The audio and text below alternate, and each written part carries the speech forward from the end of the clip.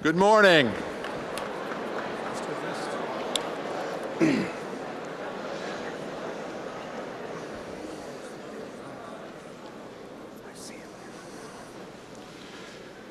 For the 2 or 3 of you out there who don't know me, I'm Bill Hecht, class of '61, and I'm your senior employee as head of the Alumni Association.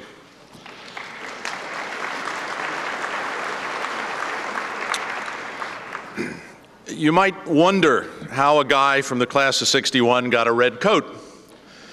A number of years ago, the class of '24, which is celebrating its 70th this year, had some issues that needed settling.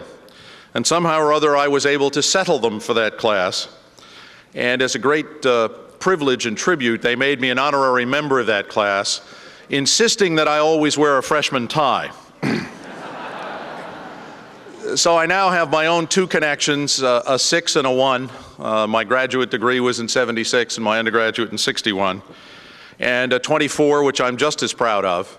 And I'm busting my buttons to say that in '95, my daughter will get a master's from this place, so I'll have another MIT connection. I wonder if you all know that last night's Pops was not only a very special night for us, but it was actually a test for the potential new conductor of the Pops.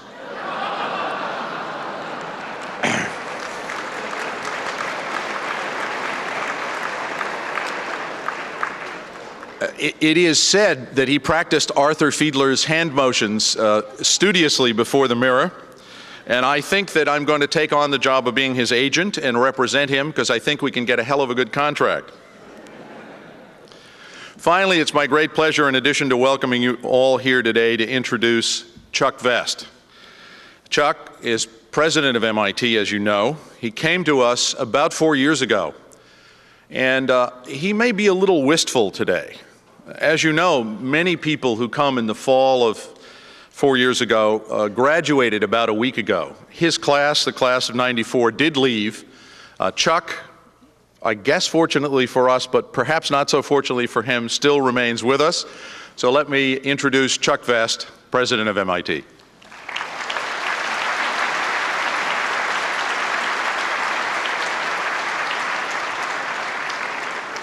Thank you very much, Bill. I'm just signed up for the new 5-year Master of Engineering program, that's all. I've been for years wanting to get up the nerve to ask Bill exactly what this great favor he did for that class is, but because I'm not sure of its legality, I've been afraid to ask. On a more serious note, and a very happy one, I understand that we have a record number of alums and families here for Reunions and Technology Day. You are over 3,000 strong. My congratulations. And we all have an exciting day ahead of us.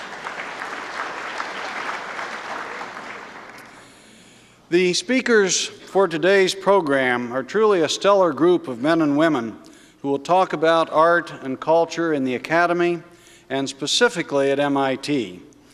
Here at MIT, where the arts have evolved over 100 years, from a single extracurricular activity in 1884, the MIT Banjo Club, to a panoply of artistic and cultural endeavors that you're going to have a chance to sample here today in 1994.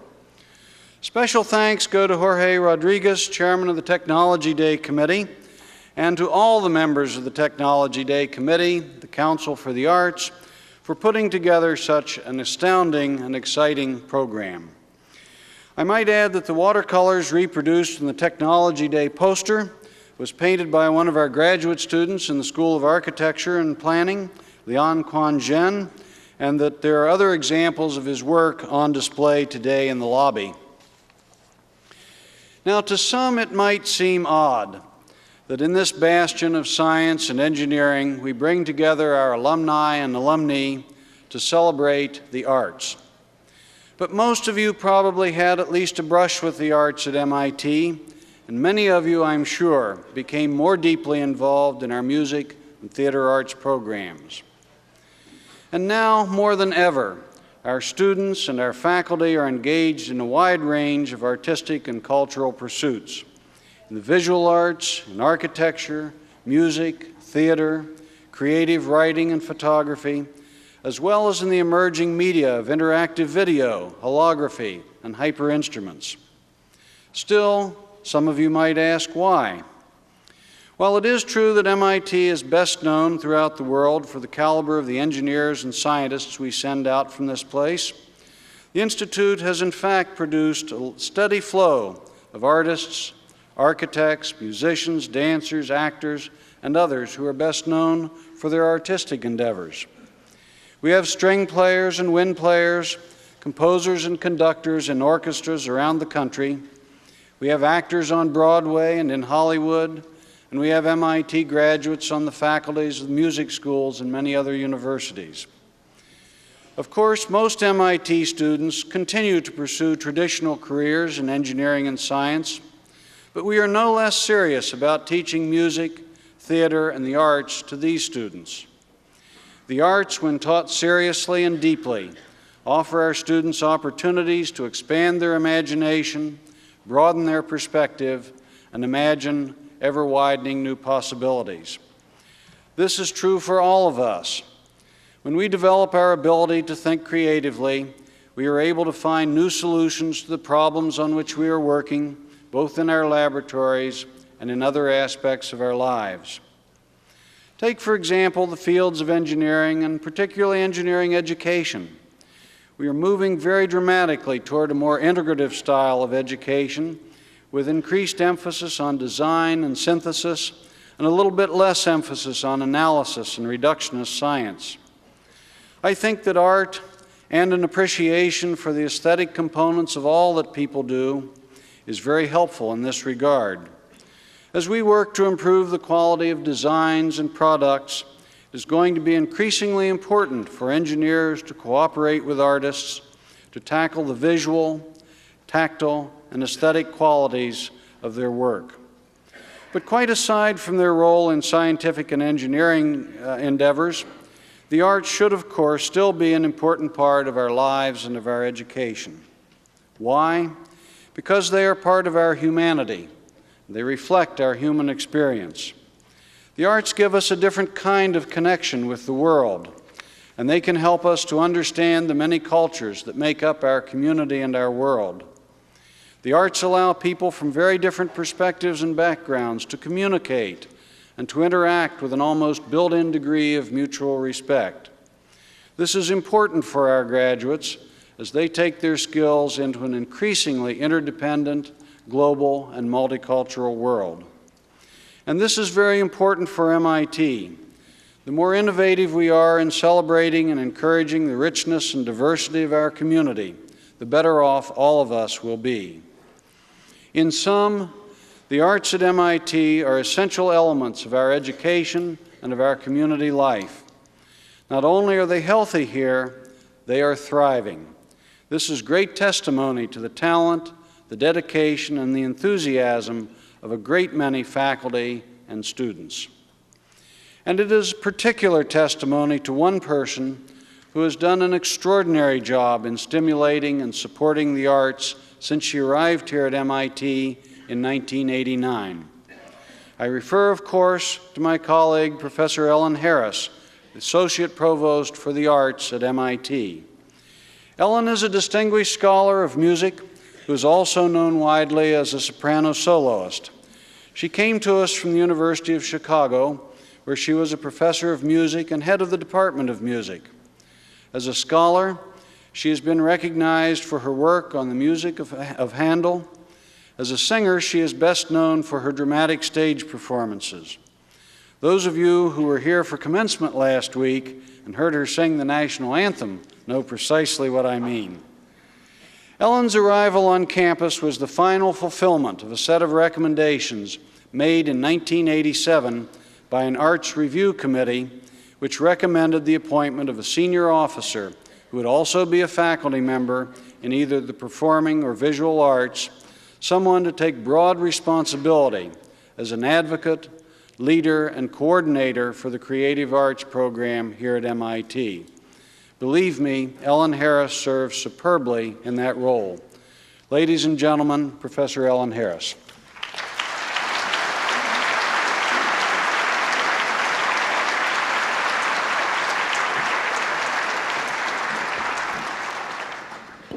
Thank you, Chuck. Good morning. Oh, good. It's often been said that at MIT, one's education is like taking a drink from a fire hose. What I have noticed is that so is Tech Day. We have you here at before 9 in the morning after having you out very late last night, and I appreciate seeing you all here so bright and raring to go. I'm proud and privileged to welcome you to the wonder of it all, the Arts at MIT Technology Day 1994.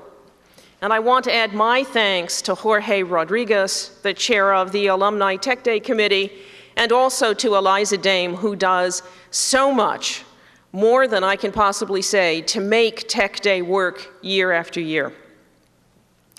Many people like to talk about the arts at MIT as if it's an anomaly, as if it's a surprise, or as if it's something new.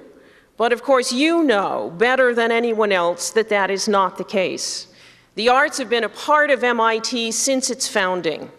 MIT was the first school to establish a School of Architecture in 1868. It actually began offering courses in architecture in its first year, 1865. In that same year, we were offering courses in photography and in drawing. In 1884, we not only established the Banjo Club, but we established the Glee Club. In 1928, we established Drama Shop, the forerunner of our theater curriculum today. And in 1948, John Corley came to MIT to establish the MIT Band, an organization that he continues to conduct today.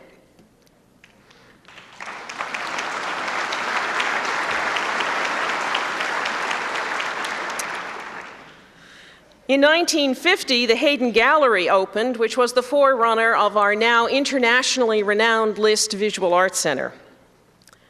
But perhaps most importantly, in 1944, 50 years ago today, MIT first established its 8-semester sequence in humanities. Those of you who have been at the Institute since 1944 will remember your 8 courses in the humanities. They used to be different than they are today, but in 1944, they included, I think, a first-year course in writing and English literature, second-year course in history, third-year course where you could choose from a number of subjects, including economics, and in the fourth year, a wider selection of courses, including a year-long course in music. Because of this 8-semester sequence of courses, which parallels the 8-semester courses in science, MIT has had for many years a program in education which has been referred to here as dual literacy. MIT students have been asked to be literate not only in science, but in humanities and in the arts. In fact, MIT may be one of the few educational institutions in the country that asks this of its students. It is very, very easy at many liberal arts institutions to avoid the sciences. Not so easy at MIT to avoid the humanities. In fact, this dual literacy has meant that we have, within our students and alums, many people who have gone on to careers in the arts. In fact, in the class of 1994, I can think of 4 cases immediately, 2 young men who have double majored in mathematics and music, both of whom are going on right now to graduate school, one to the University of Chicago and one to Duke in music composition. We have another student who majored in civil engineering who has received a full scholarship to pursue writing at Boston University. And we have another student who majored in theater at MIT, who is going on to pursue his work in theater, who hopes to establish his own theater company in the countryside of Mexico. I sometimes think we must graduate the most scientifically literate artists in the world. But this is not something that was just true of the class of 1994, and I was looking at the reunion classes for some other examples. And obviously, we have a lot of people today here from the class of 1944, right? Well, one of your members, John Bavicki, who graduated with a major in management, has gone on to be a very well-known composer and conductor who has been for many years on the faculty of the Berklee School of Music. From the class of 64. 64? Do I hear the class of 64? We have John Miller, who double majored in humanities and engineering, who has made his career as principal bassoonist with the Minnesota Orchestra. Class of 69.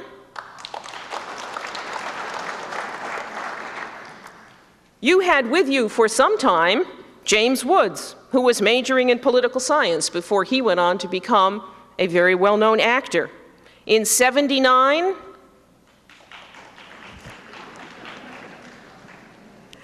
I think we need more energy, folks.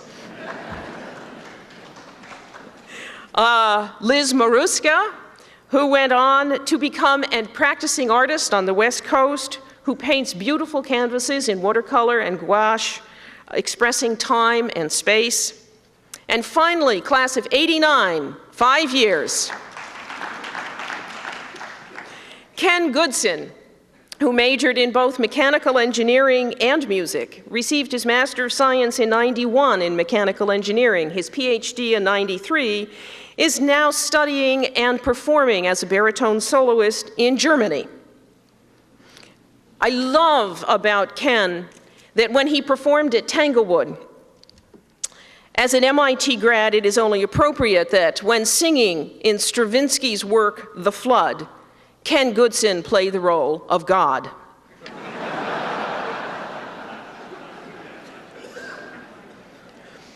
But obviously, MIT does not graduate all of its students to go on in the arts. You don't need to be an arts professional to benefit from the arts.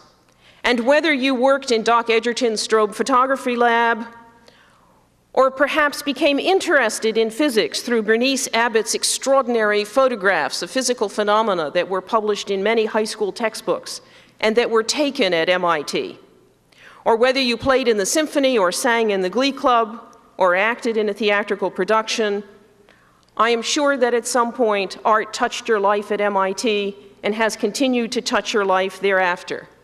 Arts offer us discipline. Anyone who has practiced the piano knows that. Arts offer us imagination. They offer us the flexibility of a pursuit where there is not one right answer.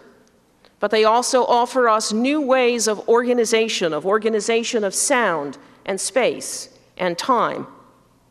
The arts offer us a doorway into cultures other than our own that enable us not only to tolerate but respect difference. The arts challenge us, surprise us, sometimes they anger us. But the arts also bring us wonder and joy. And today we hope to explore through our presentations the wonder and joy of the arts today at MIT. This, of course, leads me directly to our first speaker, Philip Morrison, Institute Professor Emeritus at MIT. You are probably familiar with his work in astrophysics and cosmology, maybe less familiar with his work as a filmmaker.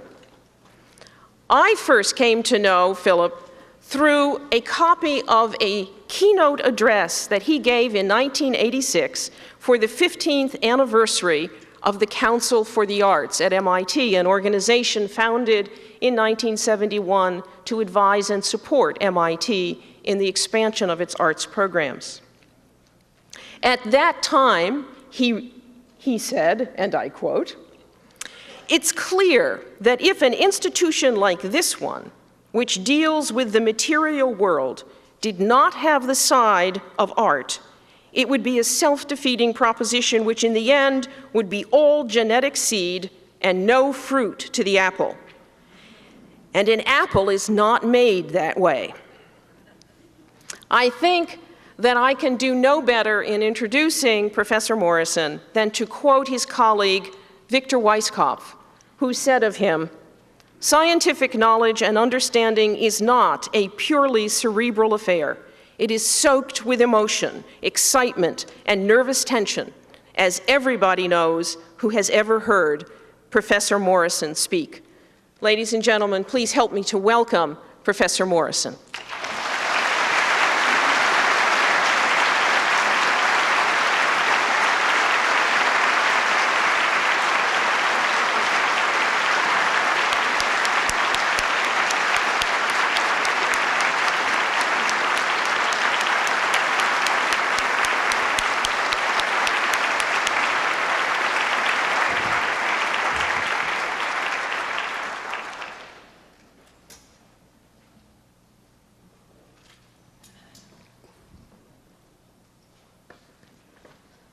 Thank you very much.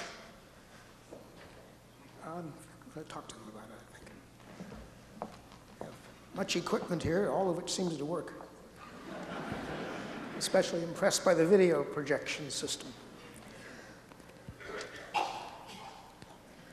The Wonder of It All at MIT, Arts at MIT, is a very nice title. Doesn't say much, commits very few speakers.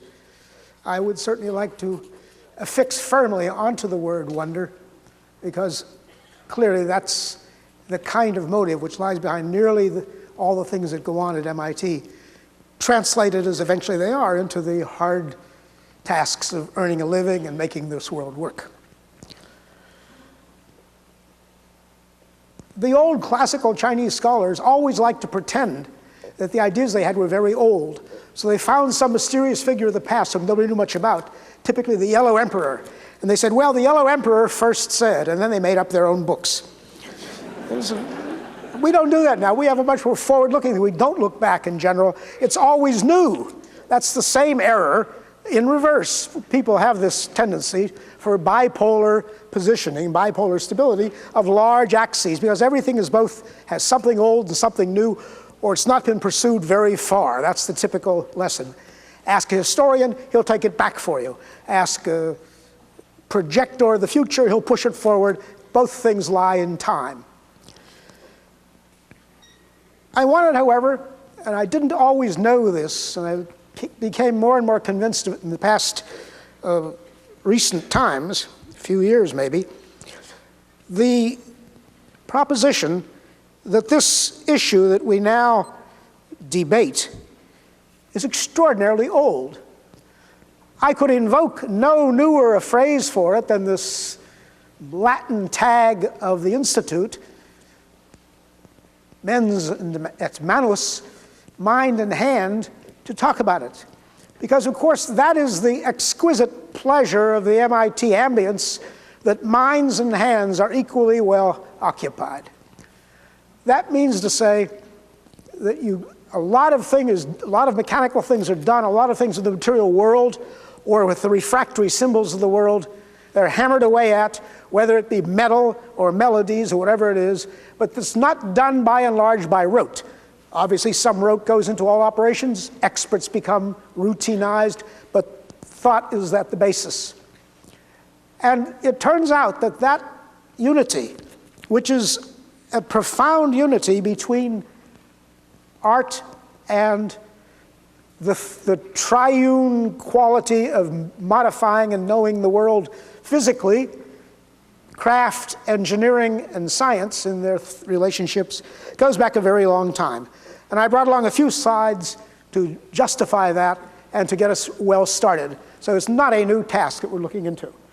This wonderful picture in the center, collection of rocks, deserves some close attention. Those rocks are not natural rocks. The fact that they're quite similar, I think, is pretty evident. It's also quite evident, if you look more closely, not easy to see perhaps, it's better to handle them. We can't do that, but I think it's enough to suggest it in a context like this. You can see the three edges here, the double ones there. Every one has faceted edges. This one has, in fact, a slight double a kind of blade-like edge, and so on. This is a pile of rocks, a collection made by the excavators in Olduvai Gorge in the Rift of East Africa. These were not found that way. They were found stratum after stratum, carefully located, carefully arranged in position so they could be dated. But the photographer had simply gathered a lot of them to give us an impression of how many hundreds, indeed many thousands, of these stone tools are found. Now, the remarkable part about them, this of course is mens et manus. Mens is pretty thin still. These are not even our own species. These are our distant forebears. They were poor. They first walked the earth fearful of the beasts. Pretty soon that stopped, and the beasts tended to avoid them. Before that, perhaps even they scavenged on the kill of the lion. But sooner or later, this kind of operation, symbolized here, mind and hand, began to change where they were. And they did marvelous things on a very slow time scale. The pieces represented in this collection, just that arbitrary piece of a large collection, are measured not by centuries, but by thousands of centuries.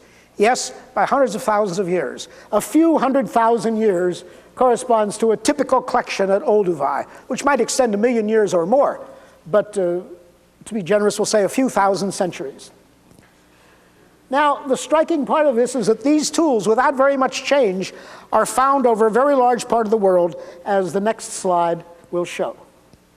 There it is. Here are famous sites. Anyone who has read anything about early archaeology will recognize these kinds of locations. From Britain up here into Europe, France at the Pyrenees, especially very important in there.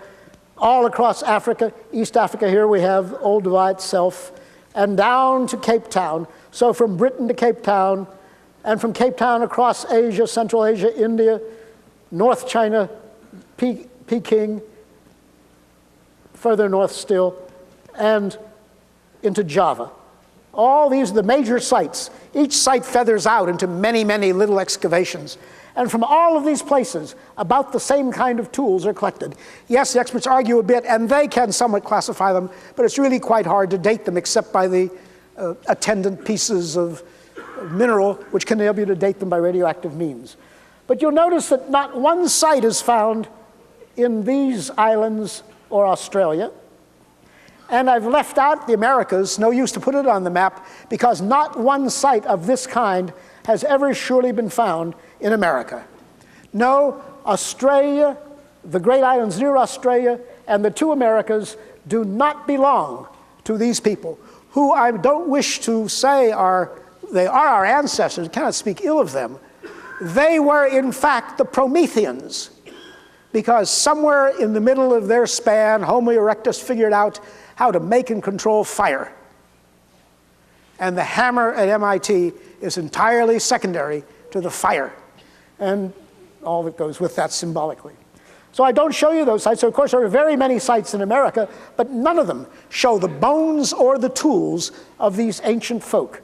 We truly, like the Australians, the Australian Aboriginals, the Native Americans, are the modern humans.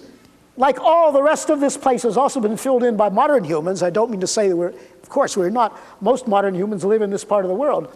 But the same species occupies this whole region, and only after a long time, after thousands of centuries, they managed, in the course of some internal change, which is what we would call a change in species to Homo sapiens, they managed, by means that can be well debated and interesting to study, they managed to be able to cross the then much shallower coastal seas and finally the great gulf of the Timor Trench and come somehow by canoe or raft to Australia, and in the same way go across the relenting Arctic where the glaciers were melting and follow the coastline of America and go down the full length of both continents rather quickly, and that completed the occupation of the world by modern humans. So we are the New World. Not because of Columbus or any feature of historical importance. Those are small matters.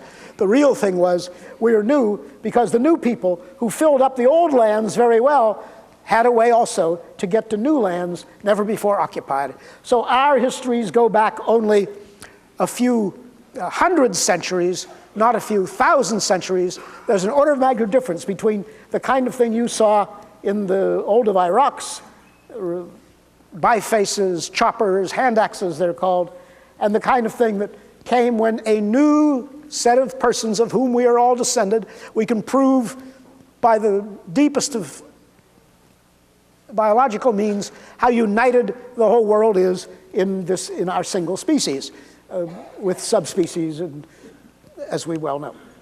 And the next slide will show what you find in these new sites. Now please compare these, which are nice American pieces. They were made about 10 or 12 or 14,000 years ago. These are found in a region in Montana.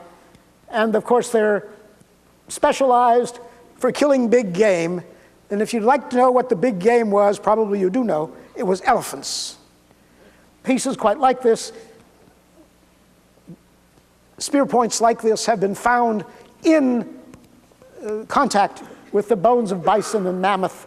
And of course, where the other rocks had 10 or 20 rather cunning blows struck, which you and I could not do, which people can train themselves to do today, these have many hundreds of knowing strokes to chip the blade just correctly, and even along the edge you can see to sharpen it with a wonderful thing, very detailed marks up there, all of which are significant in producing a handy and useful blade.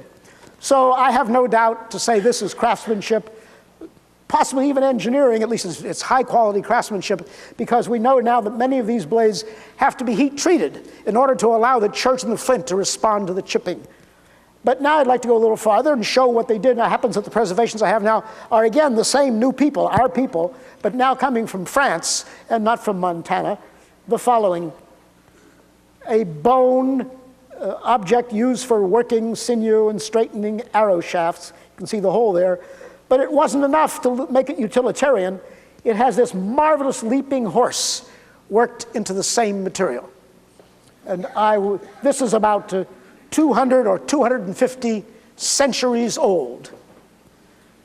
From Bruniquel, a cave in France. We have art so much from France and Spain because the caverns are so well protected there. They guarded the art behind stalactites for many thousands of years. And the next slide, perhaps even more striking, an image itself, an elk of the period. The biologists will find fossils that fit it quite well, beautifully drawn in charcoal and ochre on the wall of a French cave, this one the famous cave of Lascaux. So I rest the case that the relationship, the change that came to human beings, we don't exactly know what it is. Most likely it was the acquisition of a powerful language, which enabled them to work cooperatively and to model the future, gave rise to the craft and the art, which you unmistakably see here, which goes back not merely thousands of years, but tens of thousands of years. This particular piece is dated about 15 or 18,000 years ago, the previous one about 20,000 years ago, and all from that same flood of persons who occupied the world, maybe in all not more than 500,000 of them by the time the Americas were settled. And we've grown then from that 500,000 to 500 billion, a very large number of powers of 10 in population. Thank you. Now the linkage between the craft, engineering, science, art, between hand and mind, expressed in this way, I maintain is demonstrably old. Indeed, we can see it even in the beginnings of science, the time of the Enlightenment and the late Renaissance. You couldn't buy a microscope that wasn't worked up and chased and engraved to bear some art. Partly that was style, I'm not denying it. Partly that was royal patronage, I'm not denying that either. Nevertheless, the work of the hand was to be admired, and it was rare to have such skilled craftsmanship in these new materials with a new purpose, and to some extent that we've lost that feeling because of our high utilitarian quality and the already great expense of making the complex instruments which now replace the sledgehammer of the MIT seal, or augment the sledgehammer. I don't want to run down a sledgehammer, still a very indispensable instrument.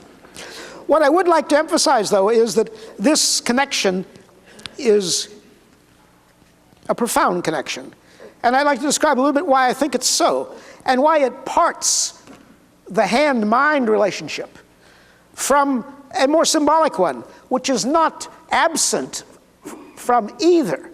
Any of you who've tried to learn a craft or a skill, or above all an art, knows how very close the reaction of the hand and the mind must be to make anything work the way you choose.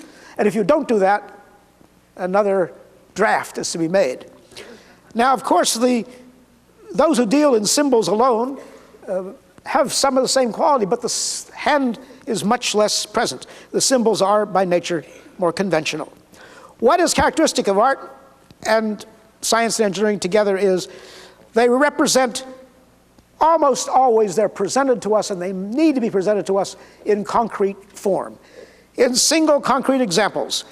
Perhaps something more than the poet Blake called minute particulars, which he felt all art and science were compacted.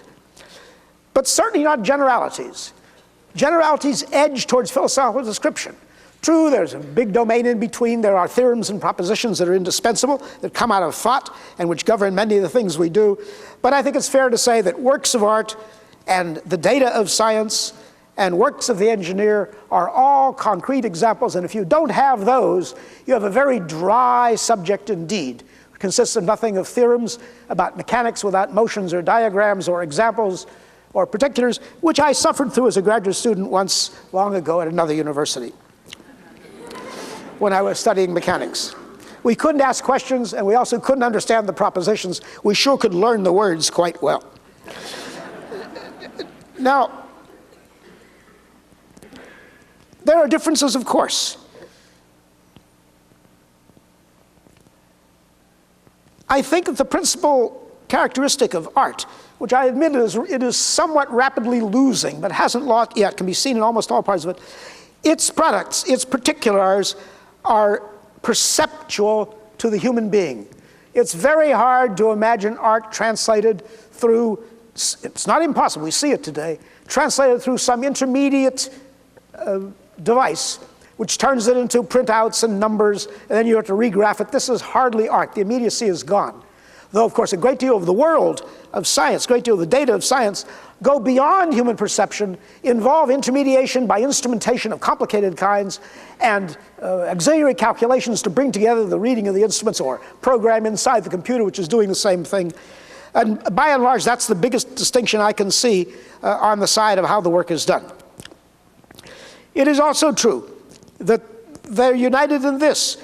Niels Bohr defined science not only as an effort to order the world, which surely it is, but there it does not differ from philosophy, or for that matter from poetry, but it seeks to bring in new experience, which again is close to art, though perhaps rather different from the philosopher's work. And if we talk about engineering, I think we have to say, to bring new means for the gaining of experience, this too is necessary. But all of this definitional style would very much connect these two or three. It's hard for me to think of them as three, but certainly a multiple view of these matters. I'd like to go still further and talk about their internal, the way it appears to practitioners a bit. All of you as students were practitioners. All of you now are practitioners in some direction or another. And I think you will recognize, feel sympathy with what I say when I say that there are a couple of apparently polar divisions, contradictions, opposites, which have to be united in each of these things. A curious but quite realistic account of what people do. For example, the passive absorption of information to learn a language, to learn mathematical formulation, to learn the use of a pen or a brush, to learn the language of the stage, whatever it might be, to learn the notes of the scale and the keys, all of those things are done, can be done as a passive game where someone feeds the information, a book, a program, a person, and you gain it. But at the other side, activity is indispensable, especially if you learn those things with that beautiful word, productivity. So you can again recombine them for yourselves. We know, people who teach physics at MIT and everywhere else, that the solving of problems, onerous it may be, is a way to secure the active knowledge of the things passively observed by underlying in yellow marker the big propositions in the textbook.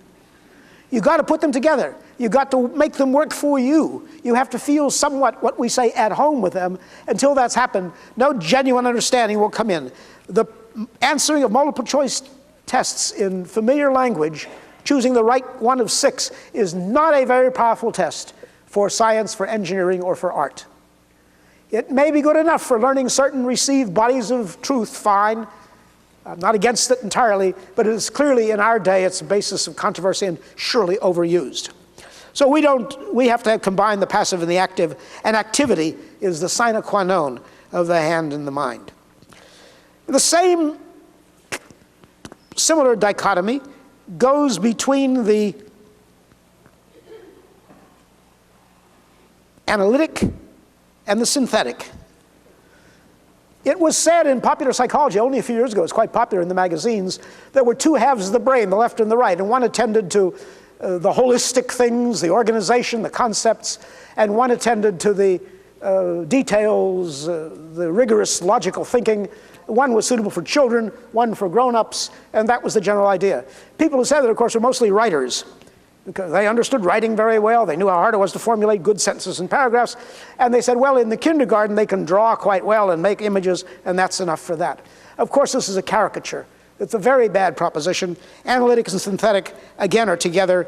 The analyst, indeed, may take things apart, but the tools he uses were themselves synthesized by earlier designers who synthesized the scalpel or the method of least squares, whatever it might be, putting together something new that had not existed before. So I reject that as a harsh division of the world and say, no, both halves of the mind are necessary, all parts of the mind, like both hands, and the unitarity of this is visible in the sense that we all know that for every geometrical statement in Euclid, an algebraic equivalent can be formed, and vice versa. The symbols of language, the symbols of x and y and plus, are no more foreign than the lines and the angles. They're just different ways of presentation, and they have a one-for-one correspondence. Of course, the symbolism of our world is so powerful now it extends. It goes beyond what we can easily draw. You can do n-dimensionality. I accept that and use it daily, but this is the issue. Now, there is a feeling that there's a difference in tone, and there is some difference. The scientists and engineers seem serious. They're concerned with matters of prosperity and penury, or sometimes life and death, or sometimes peace and war, and this seems more serious, perhaps, than the more playful activity of the artist. But I recommend to you, thinking through our own language, the word play has wide connotations. The player may play Medea or Hamlet, hardly a lighthearted affair, something plumbing the depths of human behavior. Lightness of heart is not the whole story. The primary colors and the cube, the sphere, are fine things for the elementary school, indispensable for the small child, but they are not the whole story of play. Play, which is unique in the vertebrates and best developed in those closest to us, is profound. I worked a lot with Charles Eames, who said that one of the most serious activities in life was play, and he demonstrated it every day by what he did. Play is a means of, clearly what the word implies, model making of the future. What would it be to do like that? Not to carry it out, not to make that full investment, but to acquire the mastery in a more benign, a more acceptable, a more easily entered environment. And that is what play is. And since you cannot master the world in a stroke, play is an indispensable feature of human behavior, from word play of the infant and the mother in the home to the most profound thought of an Einstein or a composer of great value, Bach, in the course of his work, as any exposure to art demonstrates these things have, and the scientists too must have it. I'd like to say a word for playful engineering, which I think is an important issue of our time that we have not yet fully engaged. It's not new. There always has been such a thing, but I'd like to show an example of it in a slide. I hope you can recognize this slide. It's a very unusual slide. It was made in 1936. It shows one of the greatest works of playful engineering, the Eiffel Tower. You can perhaps recognize the Avenue Chaillot down here and the arches of the Eiffel Tower there, all heavily illuminated in this time exposure from 1936, where, of course, what you see is a pyrotechnic display, fireworks, off all parts of the Eiffel Tower. But, of course, the Eiffel Tower was built strictly as a playful operation, a decoration for Paris for the 1889 World's Fair there by a great structural engineer, worked 10,000 tons of wrought iron, not of steel, of wrought iron and rivets, and made playfully, of course, managing to extract a fee from the people who come so it can keep going, keep itself painted, and indeed pay the shareholders quite a considerable income, I understand, over the years. But nevertheless, that's its foundation. It doesn't do anything but stand there magnificently. At first, of course, attacked by half the artists and writers in Paris, and now inseparable from the nature of the city. And I'm sure that you could not possibly tear it down without a major revolution swirling about the base of the tower. Now, playful engineering is not enough practiced in our time. It is practiced some. We all know about it. We know about it in sports, where it's become a specialty and almost lost its playful quality because of its heavy rewards.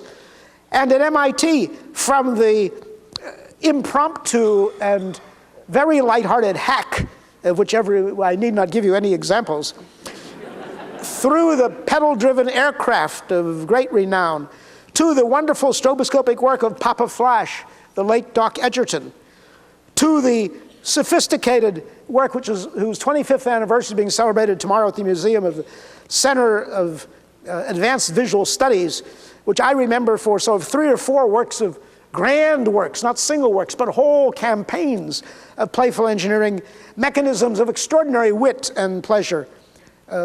The use of aerial photography as an art form, not as a geodetic study or a way of measuring crops, and sky art, lasers and balloons on grand scale, just beginning in this world in the last few years.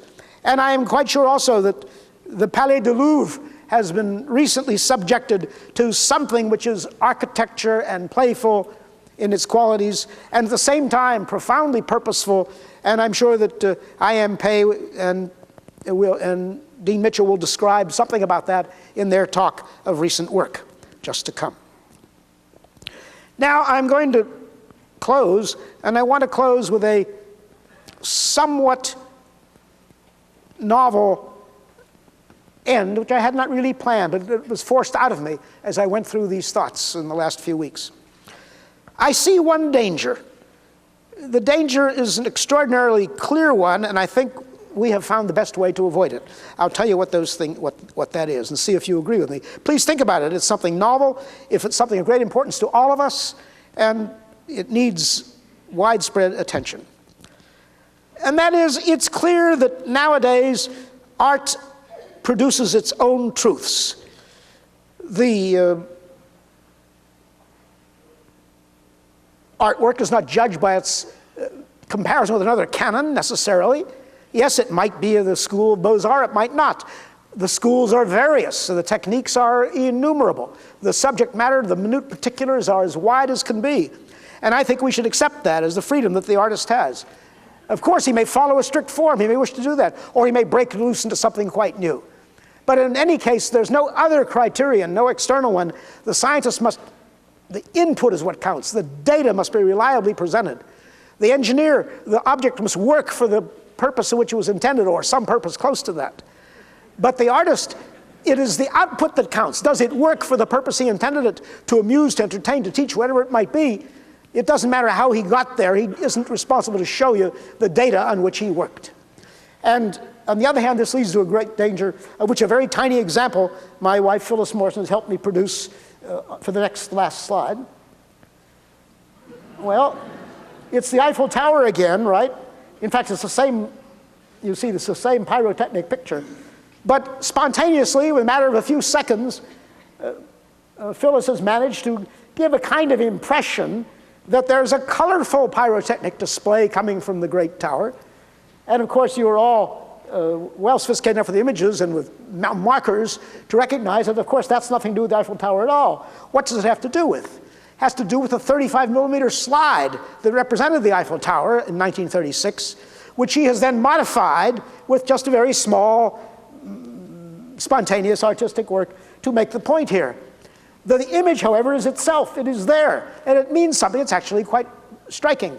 And now the trouble is we make images so well today. We make so many. We can make them so seamlessly. We can change their appearance in every way, not only visual images, but even, speaking more metaphorically, auditory and the rest, that there is a cutoff between the world represented, may not be represented, but even those things that when they are represented, world represented in the image are no longer good maps of each other. The artist's intervention is so powerful that he has ended that.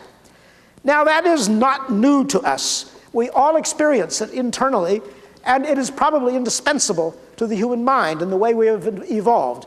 It is what we call the world of dream.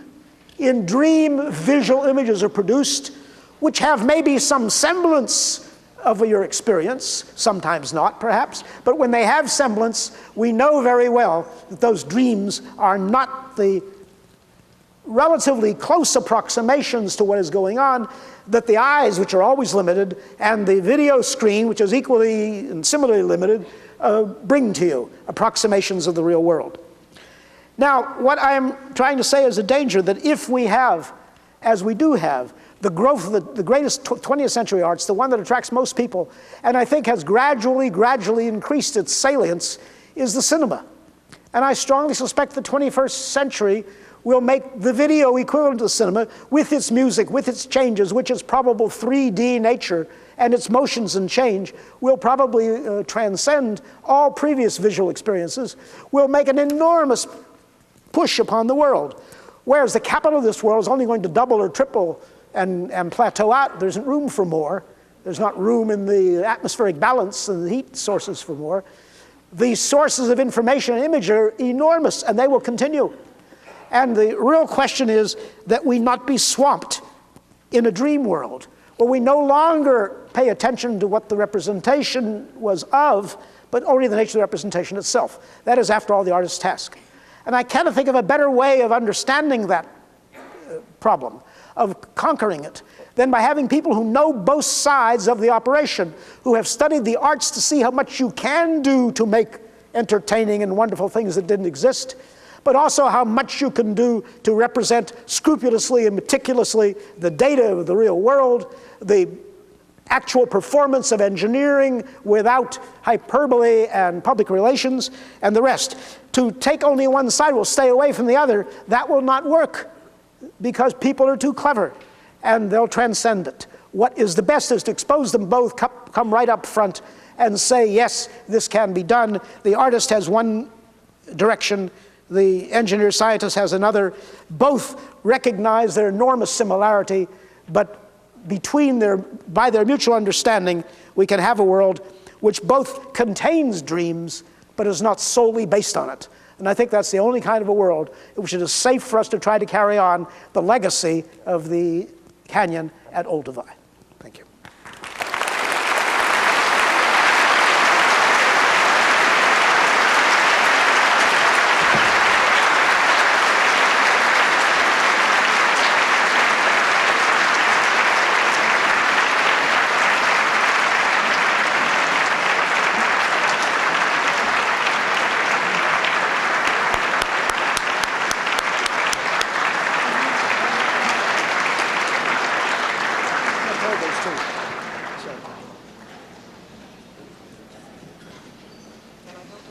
I think just by holding those.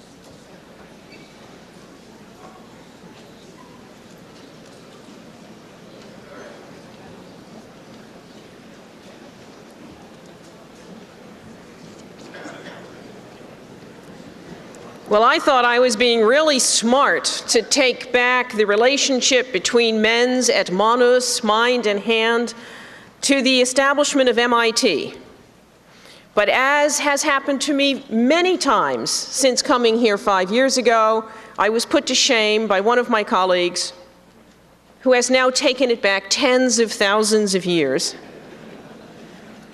and has put that relationship into the perspective that we must view it, and has not only taken it back tens of thousands of years, but has told us and warned us of the future and of the continuing importance of the relationship.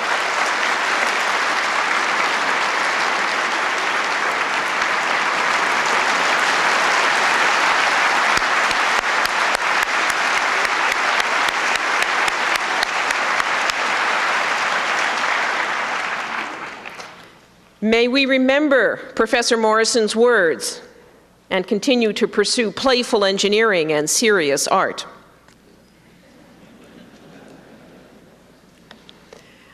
Our next speakers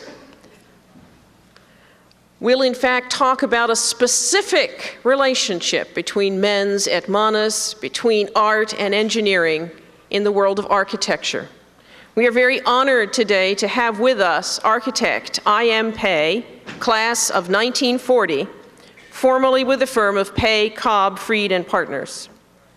Of course, Mr. Pei is very well known for many, many buildings, and I will not list them all.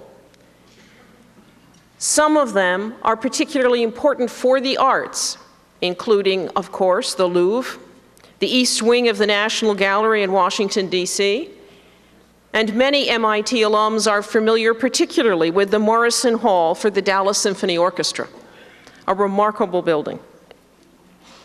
At MIT, Mr. Pei has not only designed the Wiesner Building on Ames Street, but the arch to that building, which is a gateway into East Campus as you cross Ames Street. Also not, I think coincidentally, when you are walking toward the campus, frame his 3 buildings in the main quadrangle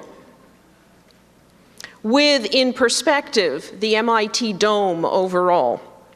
The 3 buildings on the main campus with their very stark geometry of verticals and horizontals, triangles and rectangles. Most recently, or not most recently, but among Mr. Pei's most recent works are the Bank of China in Hong Kong and the Four Seasons Hotel in New York City. And I think we will be hearing about some of these works today. Mr. Pei has also been affiliated with MIT since 1972 as a member of the Council for the Arts at MIT, and we appreciate his years of membership on that group. Talking to Mr. Pei today will be Dean William Mitchell. Dean Mitchell has been at MIT since 1992, and he is particularly well known for his book published by the MIT Press, The Reconfigured Eye, which deals with digital photography and, in fact, visual images that do not represent the real world. Dean Mitchell is working very hard in the School of Architecture to lead the School of Architecture into the 21st century. With his virtual design studios and the design studios of the future, using computer technology to create a seamless process from the initial designs through to the communications with clients, engineers, and others. Please help me to welcome I.M. Pei and Dean William Mitchell.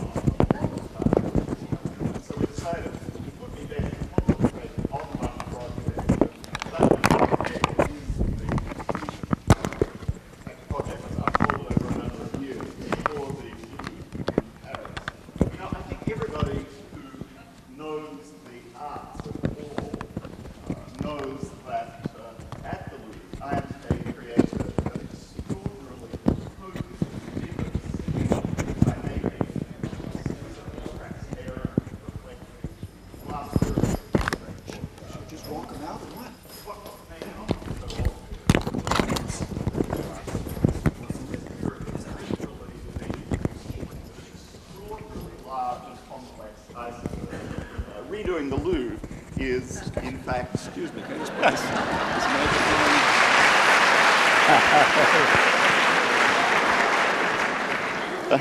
Could anybody hear what I was saying? Okay.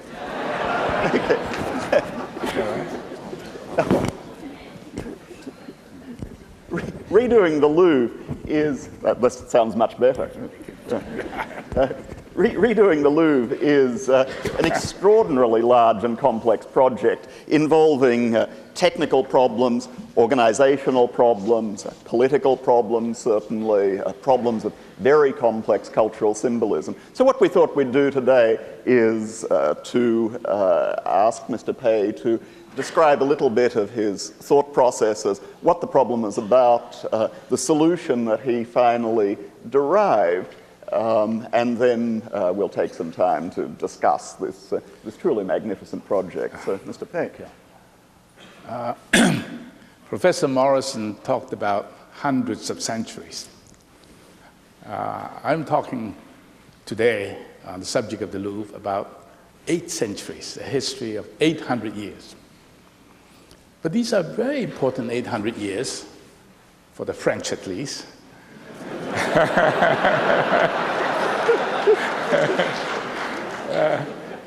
It's the building of the period during which French nation was born.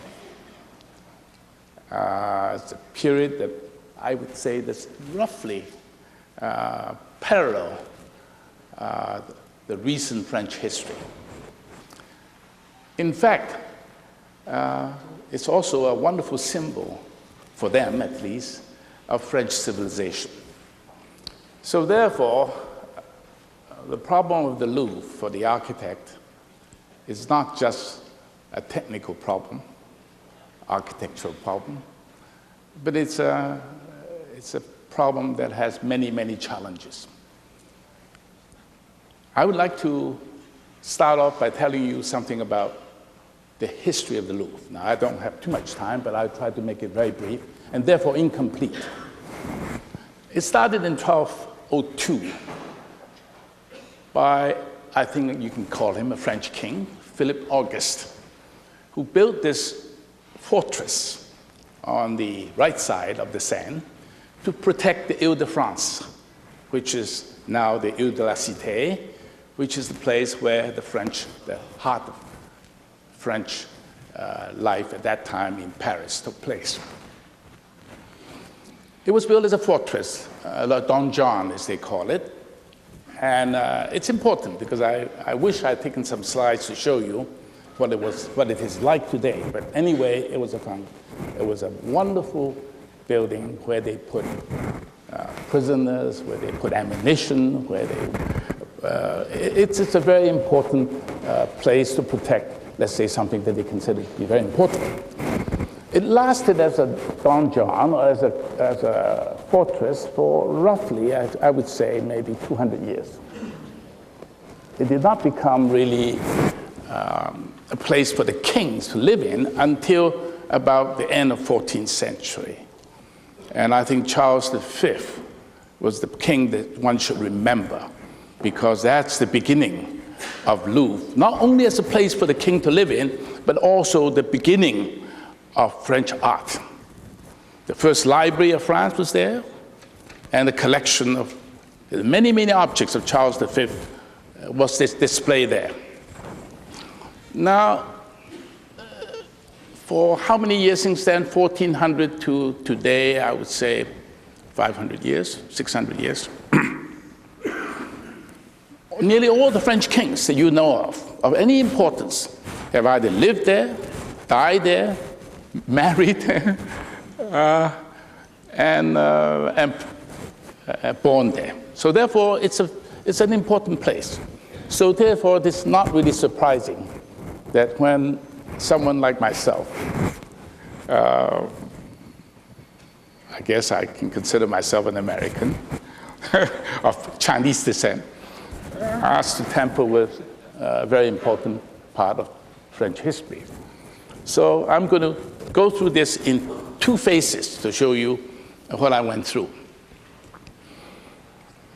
Phase 1 lasted 5 years, from 1983 to 6 years, to 1989. And during those 6 years, the plan was laid, how to deal with the problem. It's a very complex problem. And the pyramid was built. But before the pyramid was built, we had a lot of trouble. We wasted 2 years. It's a media that I had to deal with at that time, and I was totally unprepared, and my French language is just not adequate for that purpose. But I had to deal with the media to try to convince the French that this was the right thing to do. So therefore, even though it took 6 years, but only 4 of those 6 years were devoted to architecture and the building of the phase 1. Now, phase 2 is less spectacular in the sense of public information, but it's perhaps the more important of the two, because it completed a wing called Richelieu. And without that wing, there would be no Louvre today. And we couldn't get that wing until 1985. The wing, I tell you what the wing is. The wing was occupied by the Ministry of Finance ever since, I say Napoleon III. Only 200 years, 150 years. No less, 1856, 150 years, yes. And they refused to move.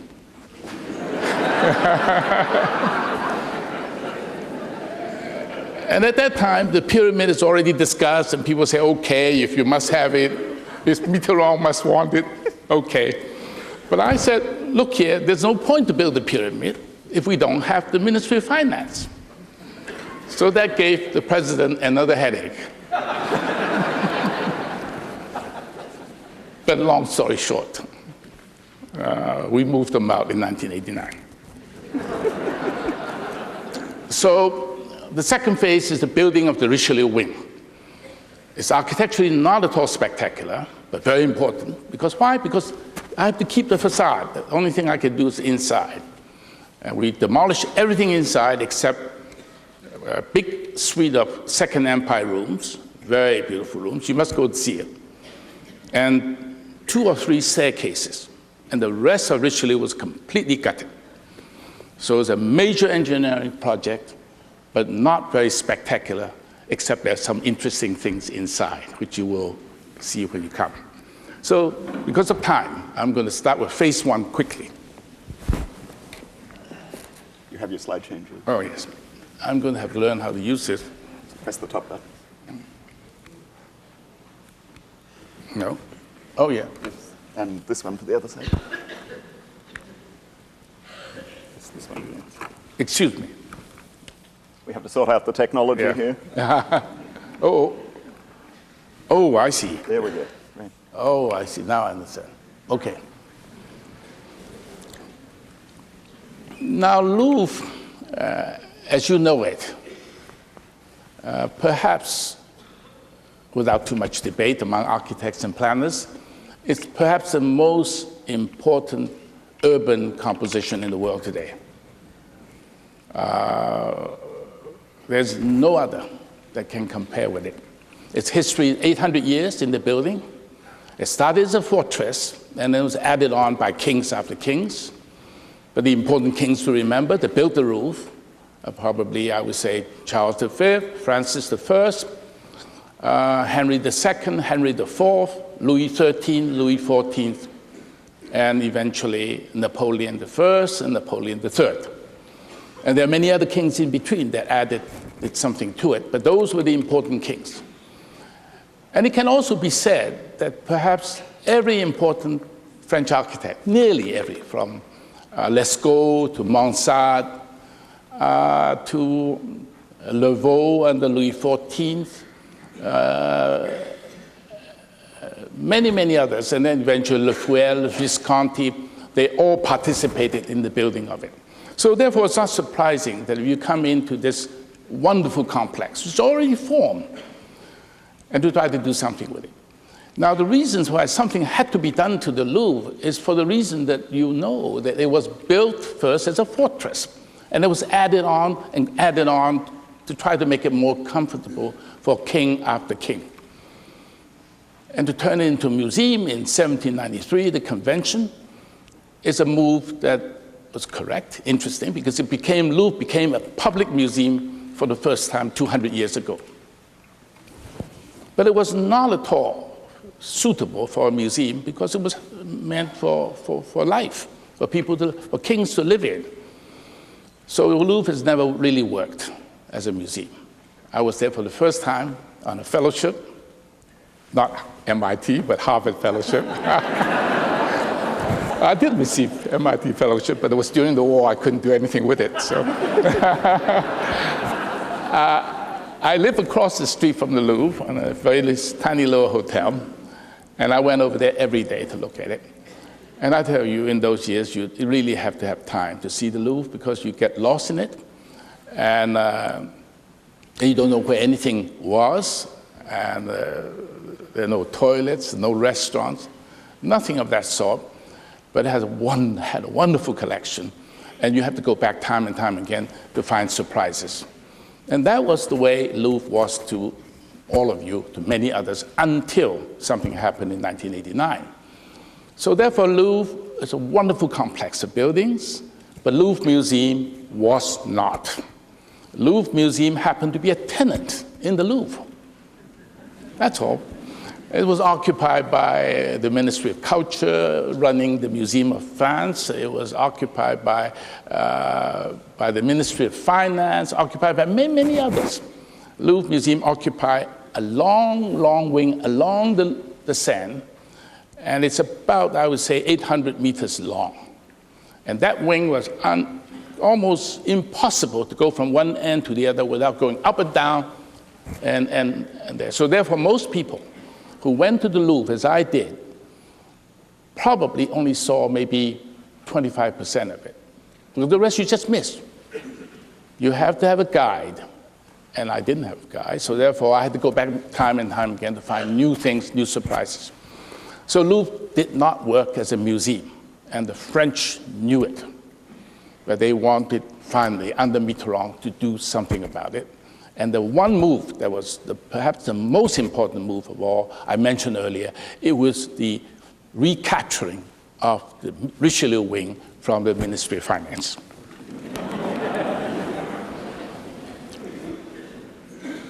Now, this is perhaps not a very good slide, I apologize, but you can see the importance of Louvre in the heart of Paris, because it's situated perhaps in the most important, really in center, heart of Paris.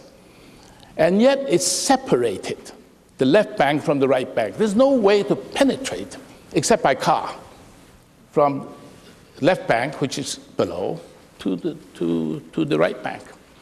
So it became actually a barrier. And that became an urban design problem of first magnitude, because we have to open up the Louvre. To open up the Louvre, then you rejoin the two parts of Paris. Not by car, you can always drive around, but on foot. And this is one of the challenges that is least talked about, perhaps, in my opinion, the most important. The axis of the Louvre leads all the way to Saint-Germain-des-Prés. And it probably is, again, when I say the most important urban composition, I really should say that it's the most important axis of the world. There's no axis like that leads all the way from the Louvre to Saint-Germain. It went through the garden of the Louvre, which you all know, Place de la Concorde, up Champs-Élysées to the Arc de Triomphe, and then on to La Défense, and then La Défense beyond. Now the Louvre, this is a diagram of the Louvre to show you the gray area on top was occupied by the Ministry of Finance.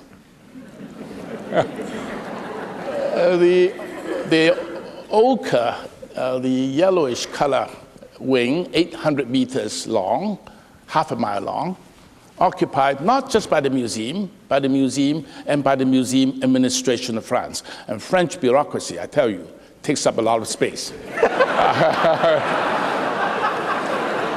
So it's not all museum. You can see that people come by the one side of the courtyard and enter there while you're waiting in line. If you're lucky, a good day, you don't mind. But then you'll be pestered by people trying to sell you all kinds of things that you don't want. But nevertheless, there are people, 3 million people continue to come. Why? For its collection. But you really have to go through a very uncomfortable experience in the process. Now, what I saw at that time when I was asked by the French government to say, can you do something about the museum? I said, I don't know, but anyway, I'll try. And the one thing that became apparent to me when I looked at this problem, I said the Ministry of Finance has to go.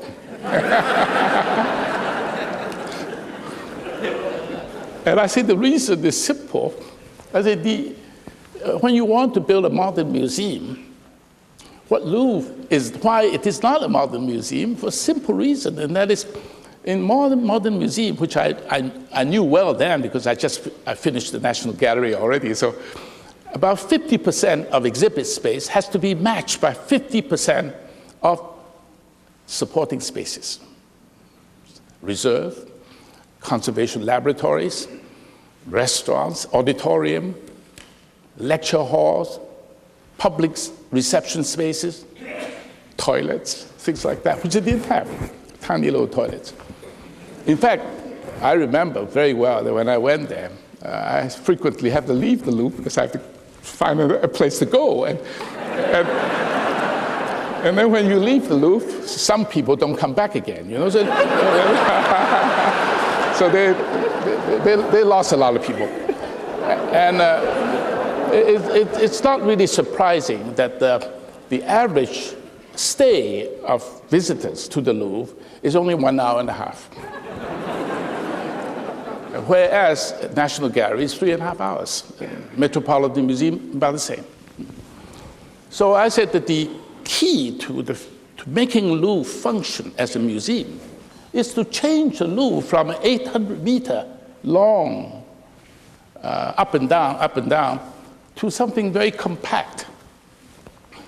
But you can give up this wing, the floor where the Spanish paintings were, or still are, and give it to other uses, but you must move the Louvre to that part. In that way, you accomplish two things, which is essential to making Louvre Museum function. Number one, you can excavate that court, which is in gray area, the Napoleon Court. We can go down 2 levels, because to the level of the Seine, which is about 10 meters down, you can go down 2 levels, and you recapture 500,000 square feet of space just by excavating that. And why not? You can use that space for reserve. You can use that space for all the infrastructure support that a modern museum needs. Because under the old Louvre, there's no foundation. There's no space. There's some pipes, and that's about all. There's nothing there. There's some sewers that go through. But that is the key to making the Louvre into the modern museum. Second reason is that if you put the center of the Louvre not on one side, down below, but really in the middle of that gray area, you've got the center of gravity of the Louvre right there. And from that point, you can go to the 3 wings. Louvre has 3 wings. Denon, Venus de Milo is there, and Mona Lisa is there, and to Richelieu and to Sully. Very short distance, not 800 meters anymore. It's going to be only about something like 50 meters. The difference, so that you can divide Louvre into really 3 parts, even though they're interconnected upstairs. 3 parts, and each part is at least a several days visit. So a big museum, you may wonder whether you need a museum this size. But be that as it may, it's a big museum, and that's the only way to solve the problem. So therefore, I told the president, I said, you've got to do 2 things. You've got to let us dig under the court, because there may be relics there. The project could have been stopped if they found something important there. And then you also have to find a way to move the Ministry of Finance. At this point, it's not so funny at that time because but this tells you something about the man who is still the president of France. I don't know of any heads of state in the world that has the kind of breadth of understanding of the history and culture, not only of France, but of the world. It's really a remarkable man. He may not be the greatest politician, I don't know, time will tell. But he was, and he is, a very exceptional leader when it comes to art and culture. And I could not have done anything there without him. That's obvious.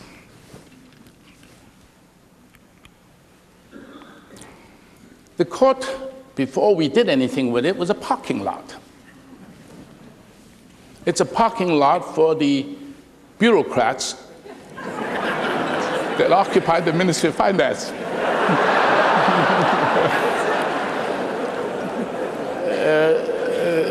The court, after excavation, finding 1 year, archaeologists were digging with really, literally, with brushes. And they found things all right, but nothing terribly important, because this court, unlike the court, which I wish I had slides to show you, with the marvelous Don John Foundation, is now on display, which when you go there, you see it. This court was inhabited by people who served the kings. They're bakers, they're cobblers, there's a little church, and that's about all.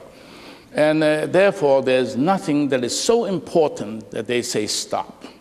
We were very fortunate. From 84 to 85, that year, we were all waiting to see what happened. We wish they discovered nothing. And the archaeologists, of course, wish they found something. But anyway, they found nothing of importance, and we proceeded to get the green light. Now here I want to show you the organization of the Louvre. This is the court. The rest of the Louvre is not shown here. It's only the Napoleon court. By putting an object, something in the center of this court, let's say Napoleon court, you can connect the three pavilions in a very short and direct way. And very understandable. You can see it when you're in the court or in the hall below. You can look out and you can see Denon, Richelieu, and Sully. And that clarity of orientation is key to a big museum.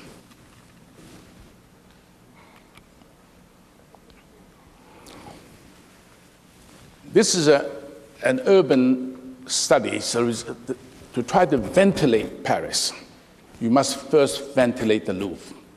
To ventilate the Louvre, you have to do several things.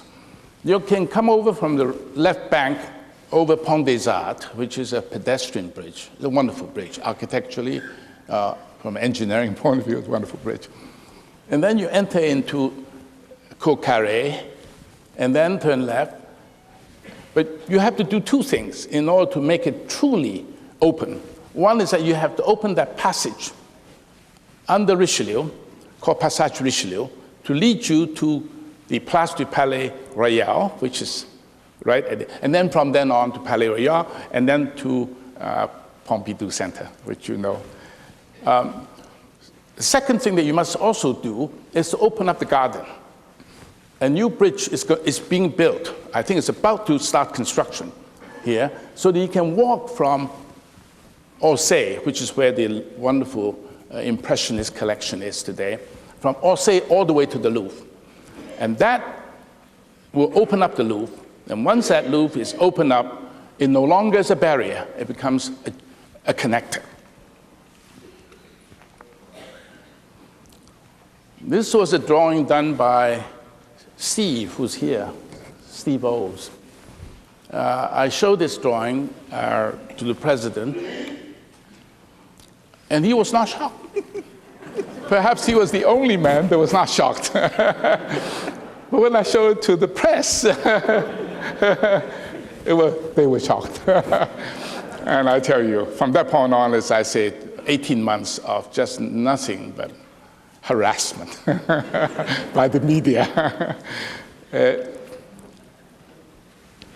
But still, we got the green light, and the president, as well as his official who was in charge of the Louvre, an important man, Biasini, said, let's dig, because the archaeologist has already said it's okay, let's dig. And this was what you see. And that was the beginning of another furor. And people demonstrating and everything except trying to, they didn't do anything really serious like committing suicide or anything like that, but very close, very close. There were a few. Now I'm going to go quickly because of time, quickly, to show you how the building process did. And the building of this part is remarkably fast. The French contractors are incredibly good. I have to, they're very, very good. These are slides that shows the construction, the whole, this is Napoleon Court, by the way. This is not the rest. There's only one part.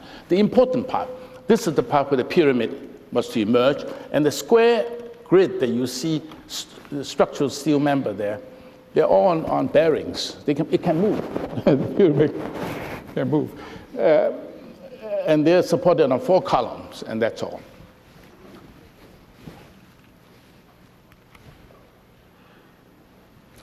We had about 60 or some slides because they have, from one vantage point, they took pictures every so many months.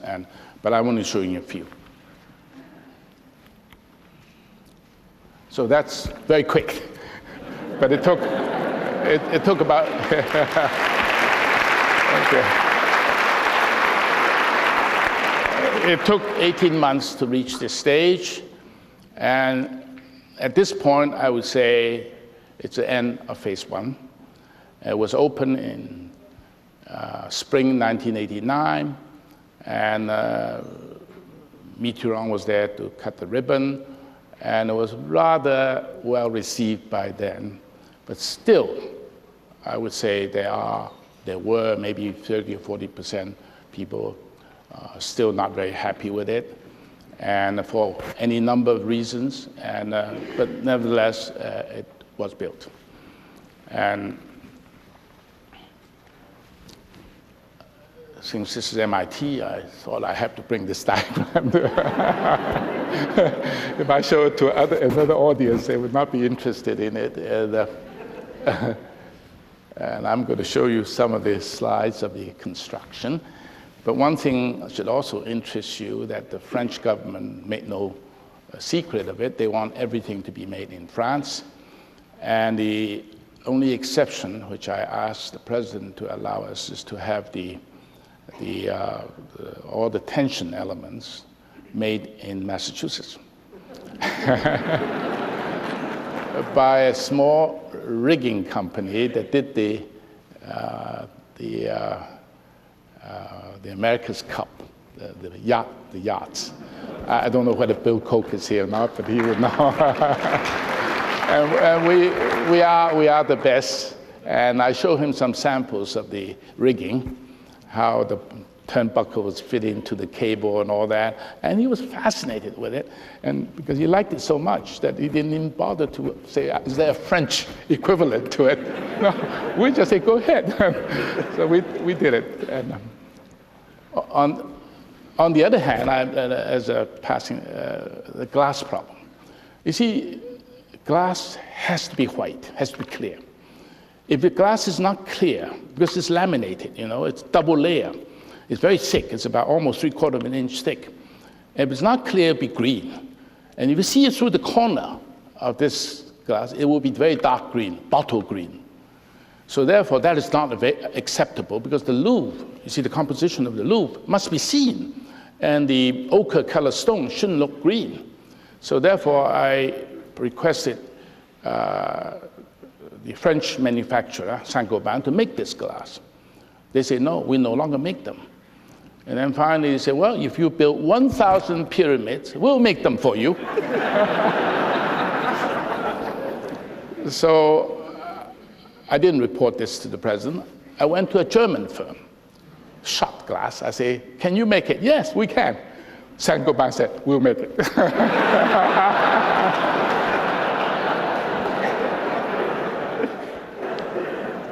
I'm going to go very quickly. The making of the pyramid. The pyramid has one virtue. It's a very stable form. You know that.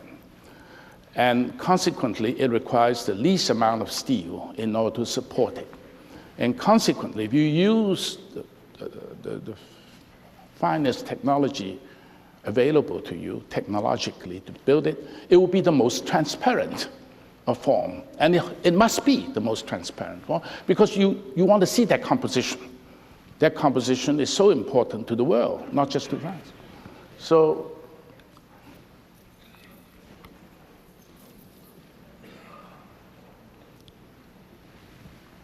you may ask, do you need something that projects? Many architects in France, as well as abroad, suggest that why not just have a glass sheet on the ground, you know, and you bring light in just as well. But I said, no, I said, you have to have space.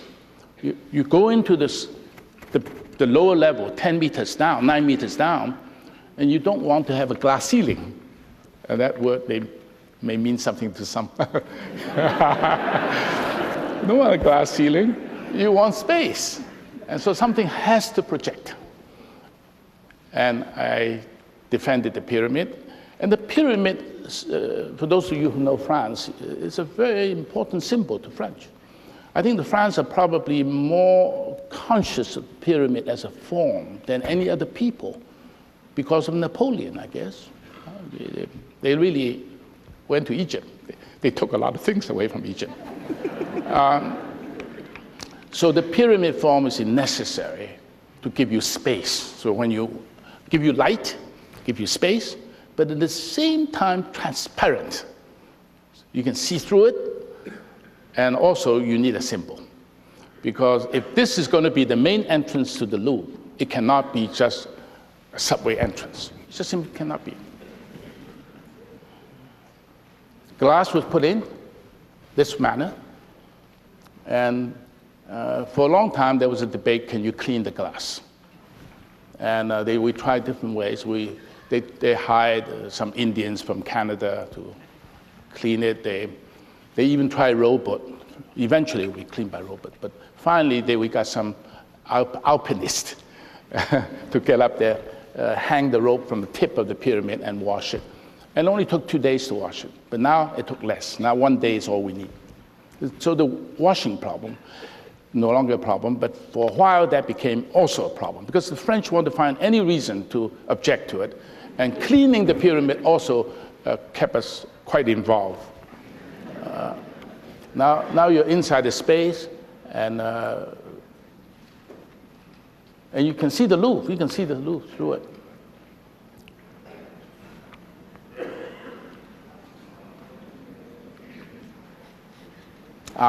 That was D-Day. But no booing, no booing. Lots of applause, no booing. That was.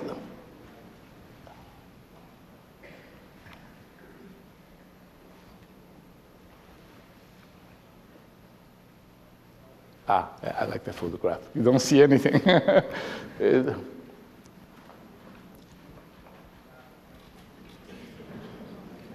There's a story about this statue during Louis XIV's time. Short of time, I would try to go quickly. The Louis XIV time, they invited, and this shows that in those years the kings of France are already very cultured people. He invited Bernini from Rome to come. Bernini just finished the St. Peter's Arcade, and that's wing that enclosed that space. Perhaps then known, he and Borromini were the two most important architects of that time, and the French king wanted the best, so he invited Bernini to come to do something in the back of the Louvre, not the part in the back of the Louvre.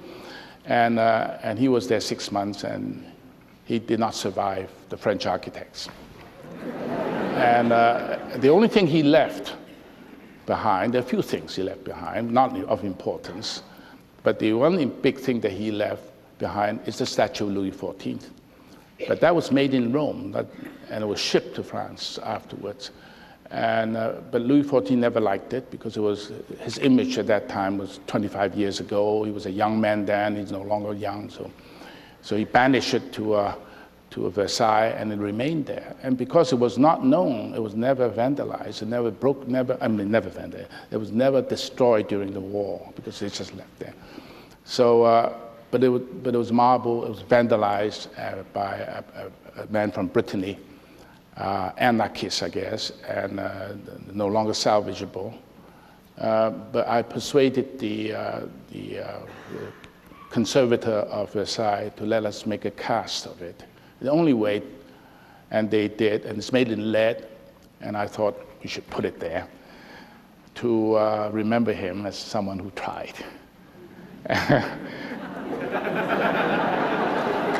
But that, very important, that location, I needed something there to terminate the axis of Champs-Élysées, because Champs-Élysées, that axis of Le Nôtre, the Le Nôtre axis, was not terminated at Louvre, because the Louvre is a little bit like this.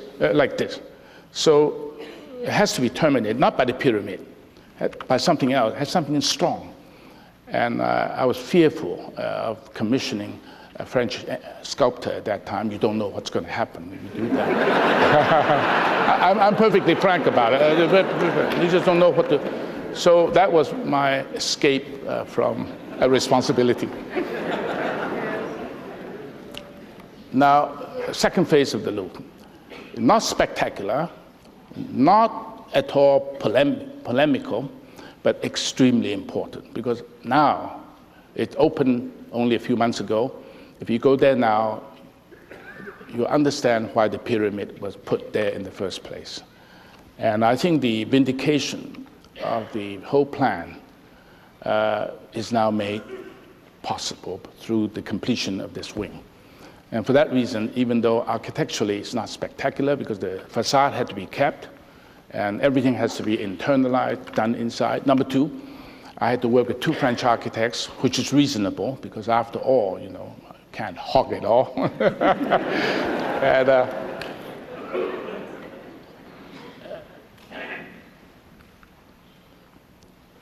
now you see under the Napoleon Court, and this is what it looks like. This is 10 meters below ground.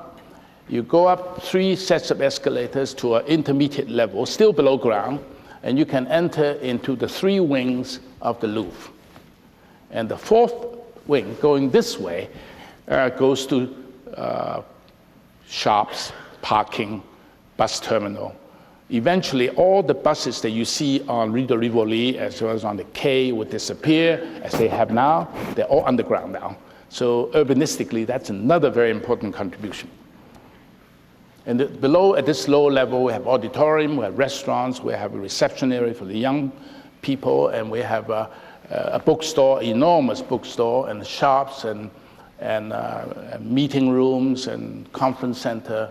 Everything is there. But below this level is all circulation. There's a truckway that connects all the departments underground, and there's a large reserve so that all the collection, nearly all the collection of Louvre now comes back home. Now we have to talk briefly about Richelieu Wing, even though architecturally, as I say, it's not very spectacular.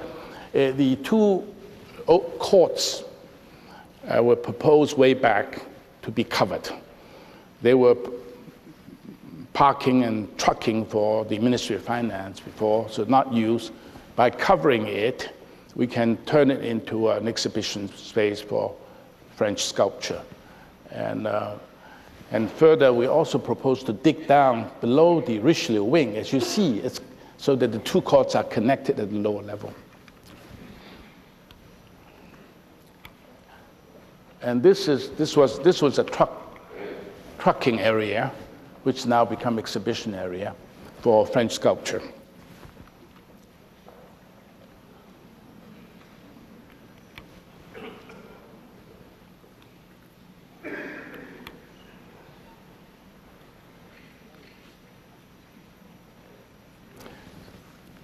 This wing houses 4 departments: the sculpture department, the Oriental Antiquities department, the objet d'art, which is probably the most important objet d'art collection in the world, and paintings.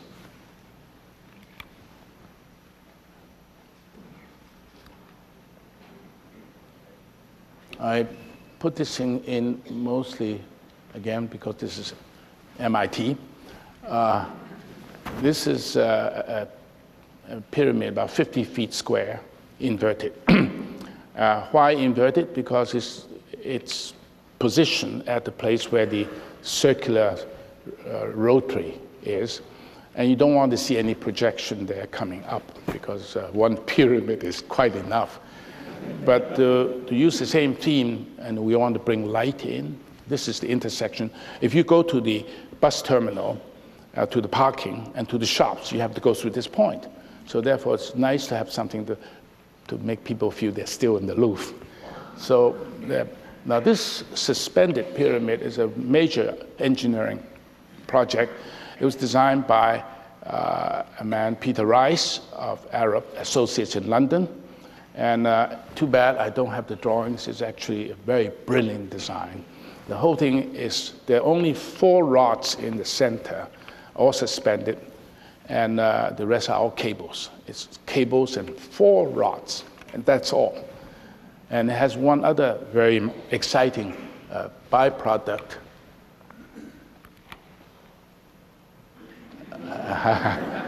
Clearly, I was very proud of it.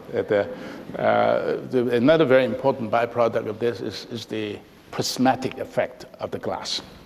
You see the glass, because we don't have to keep water or rain out of this, because it's inside. We can polish the edges of the glass and bevel it. By beveling it, the spectrum of the colors came out. So at times, you see, when a sunny day like this, it's just a rainbow inside. It's really quite spectacular. If you go there, make sure you go there on a good sunny day. Now, the Richelieu wing, one thing has to be done to the Richelieu wing, because it's about the painting collection is perhaps the most important French painting collection in the world. Not perhaps, definitely. And yet, people don't go there because the French conservators want it upstairs because of daylight. They are very, very insistent on using daylight. Our conservators are less so, very insistent. And for that reason, they take the attic space. Their ceiling not very high. But to get up there, you have to walk up 75 feet, vertical space. And most people don't walk up there. So they miss a lot of visitors. I was told only about maybe at the most 10 or 15% of people go up to the top floor. And that's a great pity. So I proposed to put in escalators. I hate to do that. It's a 19th century building, and you don't install something like that unless you have a good reason. That was a big battle, but it was won. And today, nobody disagreed that it's absolutely needed, because otherwise the interconnection up and vertically it's very, very difficult. This is objet d'art. I show you the sculpture already. I show you the objet d'art. These are the Maximilian tapestries, never shown before. No place to show it. Now they have a place, and it's a must. The Maximilian tapestries are a must to see.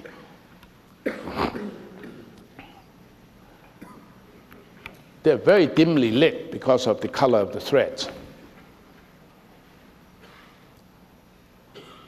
Now, before I go into this, this work here was done by architect Wilmot of France, of Paris, France. And my role in the sculpture garden and this is what they call really a mandataire, so like a coordinator. I participated in all the decision making. I chose them as my architects. I had that responsibility, but they should get the credit for it. Now, this was Old Louvre. The lighting of paintings is a really a very special science. It really is, and it's extremely important. It's never studied enough. It just hasn't been. We don't have a good daylight galleries in America. We don't have it in the National Gallery. We don't have it in the Museum of Fine Arts in Boston. They're all like this. They are lay lights with skylight on top, and even though it could have been artificially lit and you wouldn't know the difference. And another disadvantage is that the skylight is very bright. And therefore, the brightest is the ceiling. The second brightest is the floor. The walls, where you want the light to be, looks dark. And consequently, we decided this is something we want to do a piece of research on. And I think one of the major breakthrough I consider in this wing is in the lighting.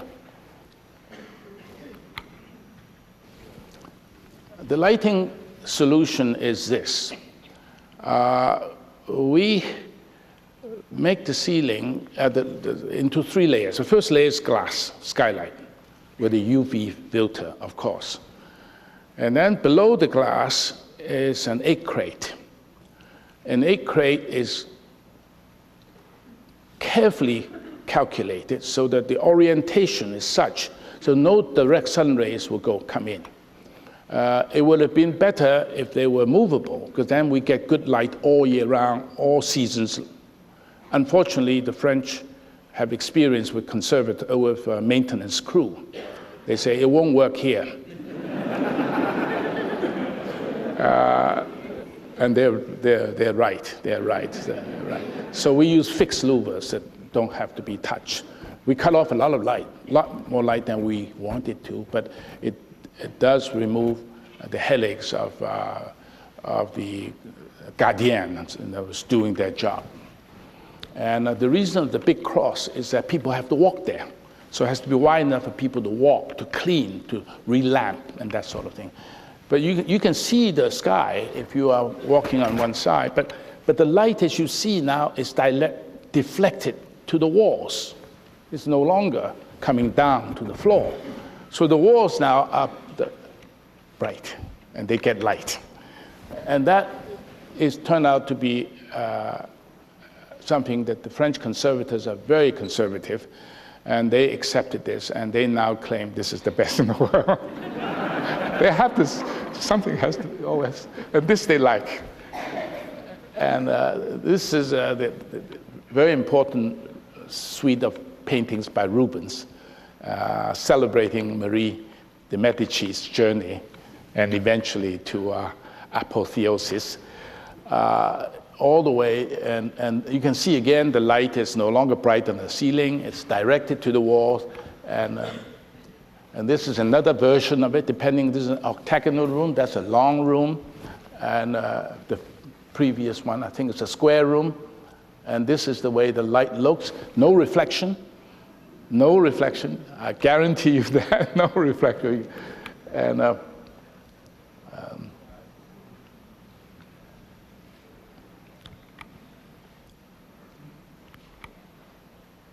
all right, Richelieu Wing was finished in November, opened in November 1993, exactly 200 years after the founding of the Louvre.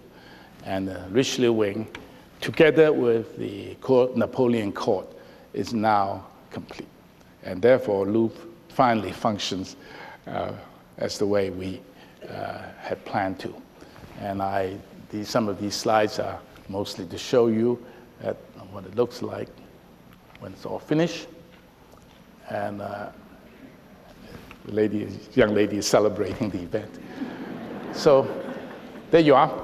I think that's, I've used up too much time. Well, sorry.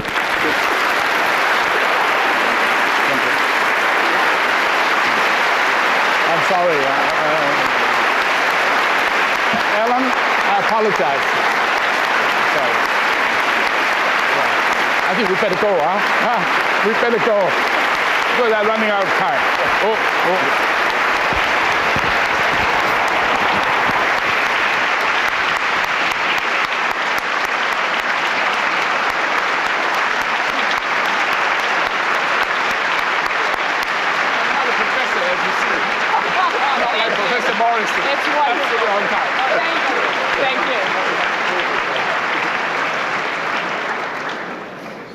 Well, you will see that we are slowly moving through MIT. We've had the theoretical construct for the relationship between art and science from the School of Science.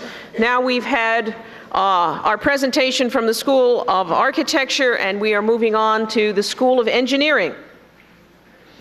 There is probably no better representative from the School of Engineering in representing men's at Manus, mind and hand, than Richard Polich, class of 1965, who is president of the Talix Foundry for Arts Casting. At the Talix Foundry, sculptures, monumental sculptures by many of the best known artists have been casted, are being casted. Works by de Kooning, Stella, Nancy Graves, Joel Shapiro, and many, many others.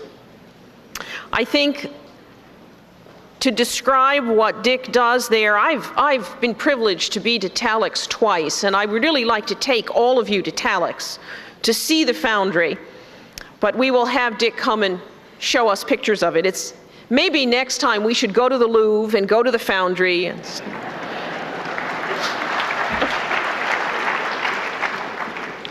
But there was a profile about Dick in the current Technology Review, which I hope that you were able to see, and I want to quote one passage from that. It says, "Dick is multilingual.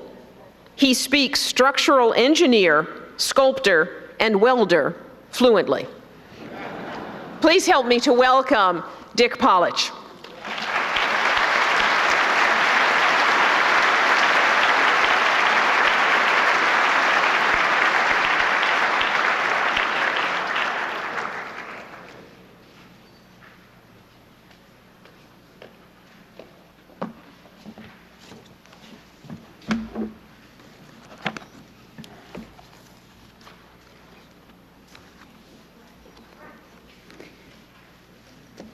Well, good morning.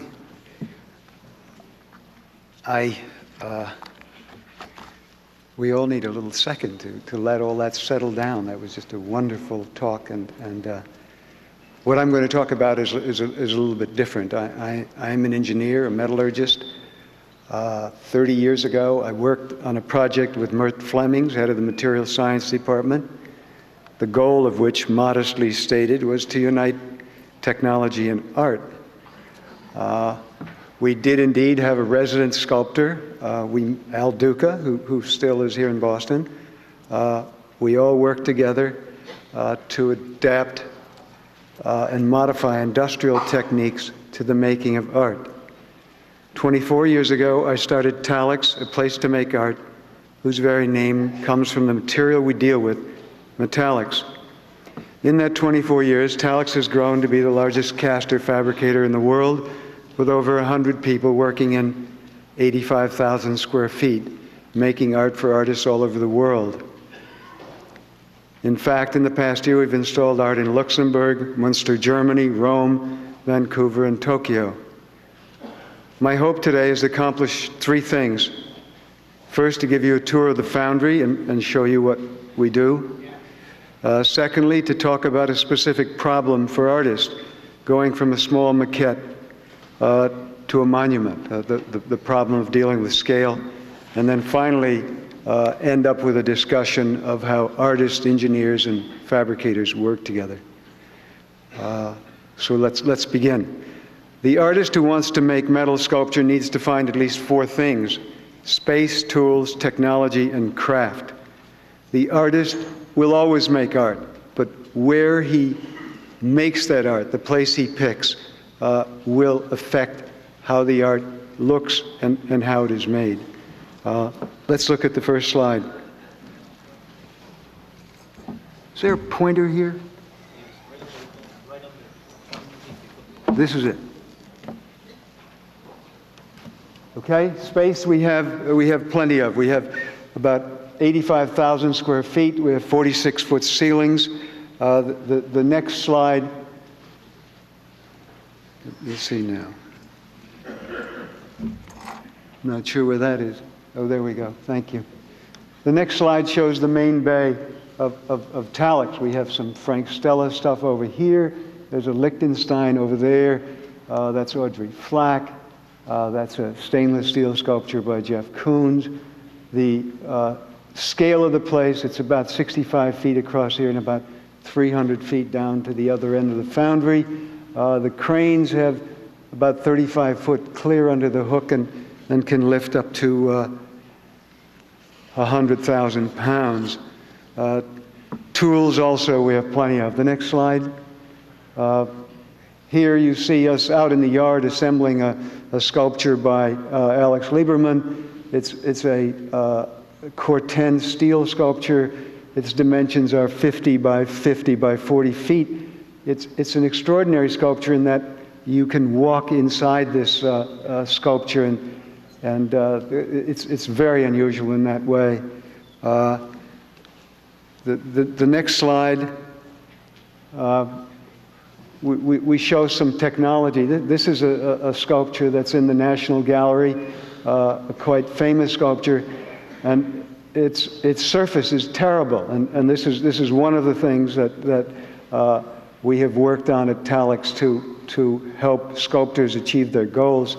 The next slide. These are the grain sizes of 3 different cast bronze alloys, and while I was at MIT, I did work on bearing steels, and it turns out that the same kinds of things that make better bearing steels also make better surfaces for sculptors. And so in the next slide, you see some of the stuff we have done where the cosmetic appearance of the surface, the perfection is so vital to what the artist is trying to get across.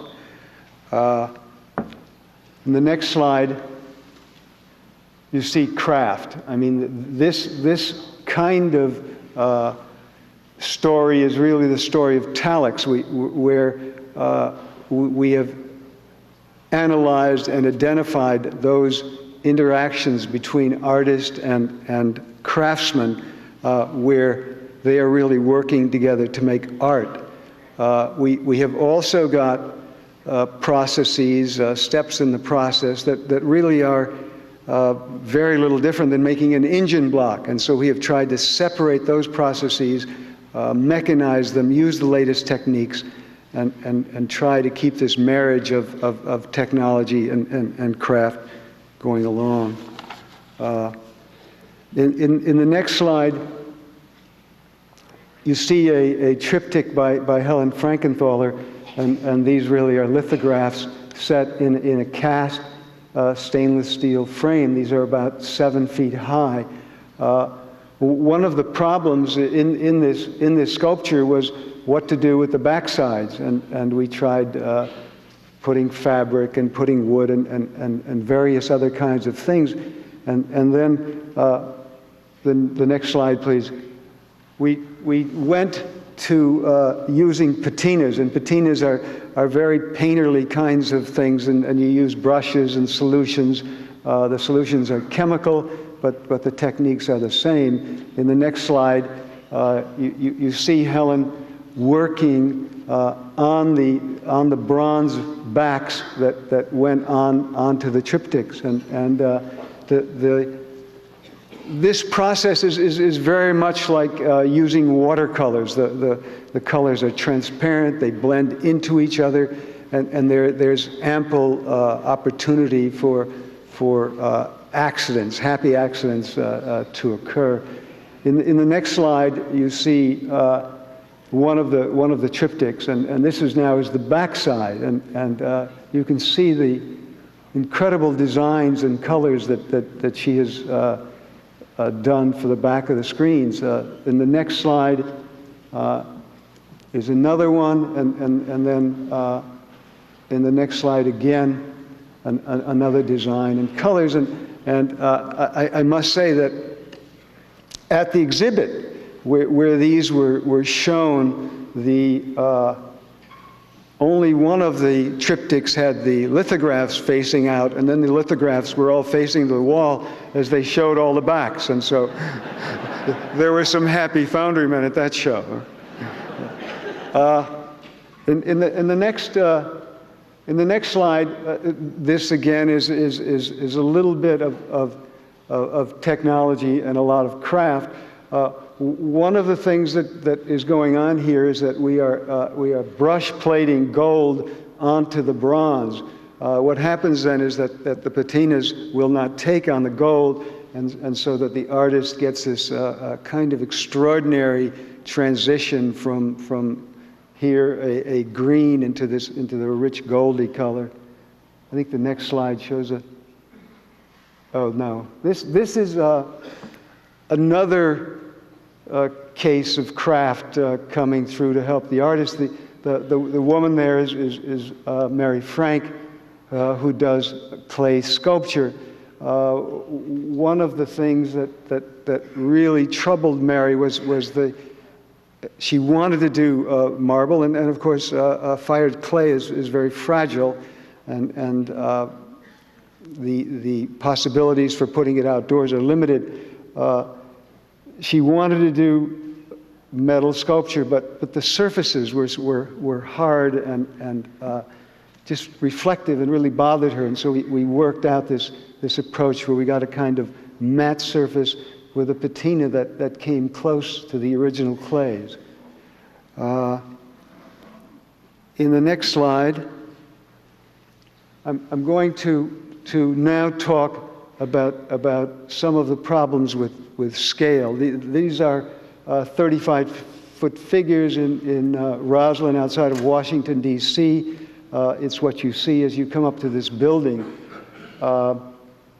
The thing that goes on when an artist is faced with making a large-scale monument, and as Professor Morrison talked about, the hands and the eye working together, artists invariably work at a size somewhere between 1 foot and 3 feet, something like that. I think the hands and the eyes coordinate well, and that's the size.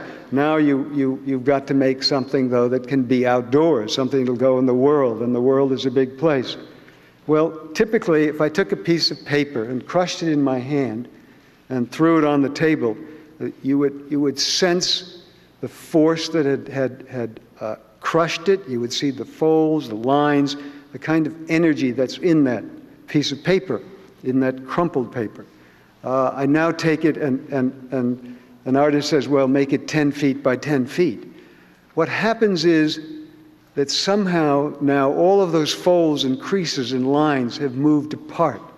And there's a lot of information that has to be put back in to make that work. And what is possible to have happen is that this large model, it becomes an imitation thing, and it really doesn't work. In this case, the next slide, please. We were taking, as a starting point, a painting, and we're working with kind of big geometric, simple shapes. The next slide. We have here, again, in the bay of the foundry, and we are making this structure. We've got the problem of hurricane winds. You'll see that it's quite delicately poised on its toes, so we have to put a lot of structure inside this. The next slide, please. Here we are in the main bay of the foundry, the figures standing together for the first time. You can see all of these are really weld points where the surface skin is welded to the structure inside, and there indeed is a copy of the original painting, and that is the artist admiring her work. The next slide. This is what you see as you leave the building, and I think this is just a very successful project. It's a wonderful kind of thing to see coming and going. In the next slide, we have a sculpture by Roy Lichtenstein, and this is a brush stroke. The next slide shows this sculpture at I think it's 22 feet in the foundry, and then the next slide shows it going into a building in Paris, of all places. But again, you can see that there are big, simple forms. The colors are well defined, and this sculpture goes up to a larger scale quite readily. The next slide. This is a two-dimensional painting by an artist named Richard Pousset Dart, and I was really quite amazed to see in one of Mr. Pei's slides, which showed a topographic map of Paris, how this related to that. It seems close to me. One of the things, I don't know if that was Mr. Pousset Dart's inspiration, but one of the things that we had to do now in consultation with the artist was to figure out what's up and what's down. How do we make this three-dimensional? And so we made it into a clay model. Next slide, please. And you can see now, this is the model in clay. It's gone from a painting about, I think it was 5 feet by 6 feet, to a 12 by 12 door. This door was for the museum at the Indianapolis Museum of Art. And in the next slide, you see the door set in a limestone wall. The next slide shows the inside of the building, and the door is pivoted in the middle, and so it rotates on a central hinge. And I think we have one more slide, which shows again the door set in the building. Again, I think a very successful enlargement. Next slide. This is a sculpture by Tom Otterness, which went to Germany. Here is the maquette. This is about 3 feet high, and we're enlarging it to 8 meters. The construction here is quite simple, stainless steel tubes with bronze elements inside them. The next slide, please. Here you see it in the main bay, the foundry at its full height. I think that is the model there, and again, here is the sculpture. Again, this sculpture lent itself readily to being enlarged. Next slide. Here we are in Washington, and what's going on here is that this is the installation of the Joel Shapiro sculpture at the Holocaust Museum in Washington. This sculpture was 23 feet high. The next slide shows the sculpture in the foundry. Shapiro uses wooden forms. The sculptures are almost minimum. They're these simple wooden forms that go together. This is a figure it's a double figure that represents a kind of resurrection theme. You see here the actual size of the elements that we cast. There was a real problem here in that when the sculpture got this big, and we used wooden beams to cast off of, the wood grain did not carry. And Shapiro finally went back to the sawmill and dinged one of the teeth of the saw, and then ran it through the sawmill and left a pattern that was strong enough to come through at this scale. The next slide shows Joel, that's Joel, the artist there now, adjusting, locating the sculpture, and this is just interesting that it shows the kind of involvement that goes on between artist and fabricator, engineer. Next slide. This is a sculpture by Gifford Proctor, and this sculpture is about 30 inches high, and it's Washington at Valley Forge, very, very dramatic. It was on its way to 20 feet. In the next slide, you see the enlarging machine at the foundry. This is a pointing device. The original sits on this table. The thing you're making in clay works over here. There are two styli. The center line of the tables and the center line of this arm is on the same point. There's a pivot back there, and so that this makes one similar triangle similar to this, So if this distance is 1 and this is 5, you can get a 5 times magnification. This technology goes back to the Renaissance. So it's being displaced by lasers and devices like that, but computers, excuse me, computer-driven cutting machines. At this scale, it's just very difficult. The equipment is so expensive. Next slide.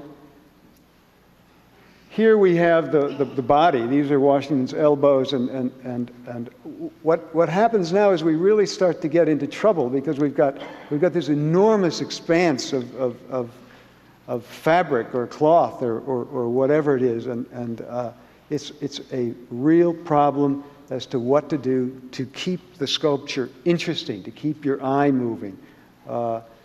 This sculpture was really never cast at that scale. Let's go on to the next slide, please. Here we have an artist, Willem de Kooning, and de Kooning did this sculpture, which is 9 inches high, and then it was enlarged 4 times to 3 feet, and then 4 times to 12 feet. And in the next slide, the kind of technique that de Kooning was using was really working these things in his hand, squeezing clay in his hand, and you can see in the next slide, you can see this kind of very tactile thing that's going on. And in the next slide again, you see it even better. Now, these sculptures, when they were first enlarged, the first enlargements were really scrapped because the information from there to there was not there, and the artist had to come back and work very closely with the enlarger to get something that kept your eye moving, that kept your interest. The next slide, please. This is Frank Stella, and Frank Stella is certainly one of the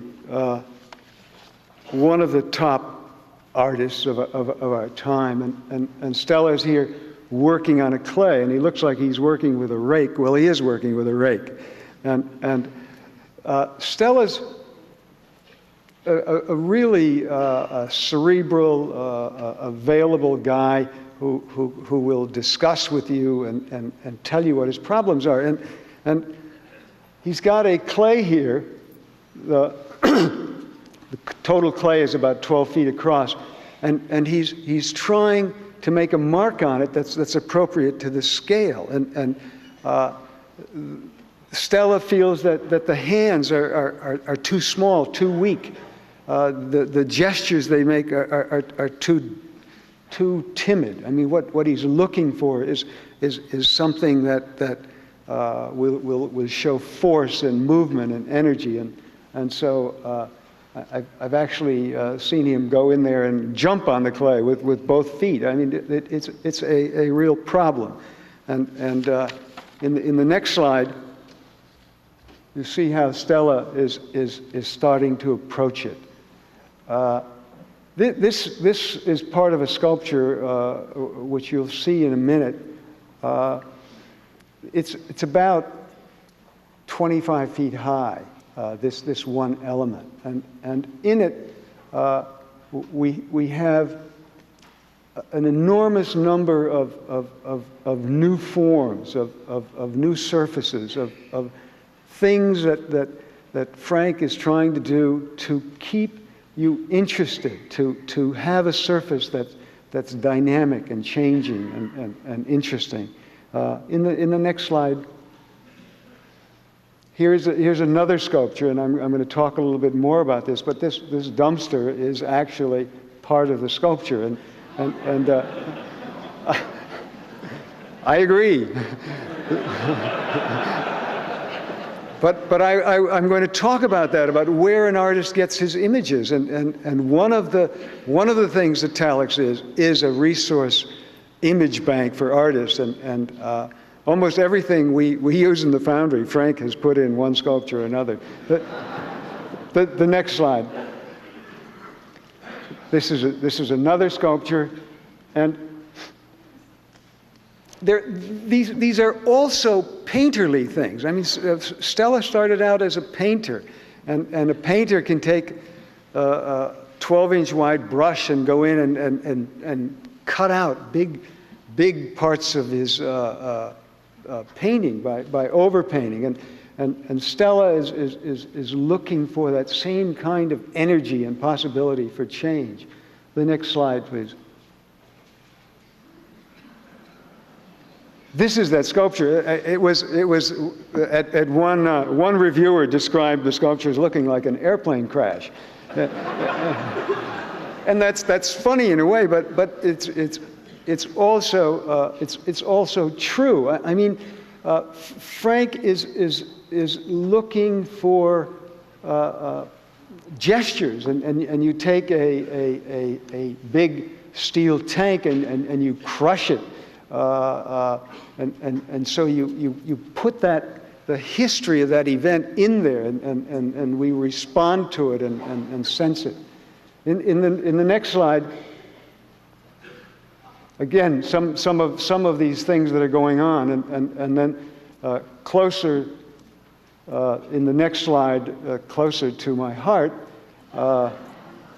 Here we are trying to make one of these forms, and Stella is so experimental and so open that I'm going to talk some more about him in a minute. But here we are. He has assembled this pile of junk, and sometimes, I mean, there's no other word for it. It really is a lot of junk. But we are pouring 5,000 pounds of aluminum on this sculpture, on this stuff, to make a new kind of form. I mean, this is a kind of casting without molds, and what happens is we get directional patterns. The things get knit together, and we have here really a new mode of expression. And again, going back to Professor Morrison's talk about the real world, this is very real world, but it's also dreamland. So. I think that's the last slide. No, I have some other slides.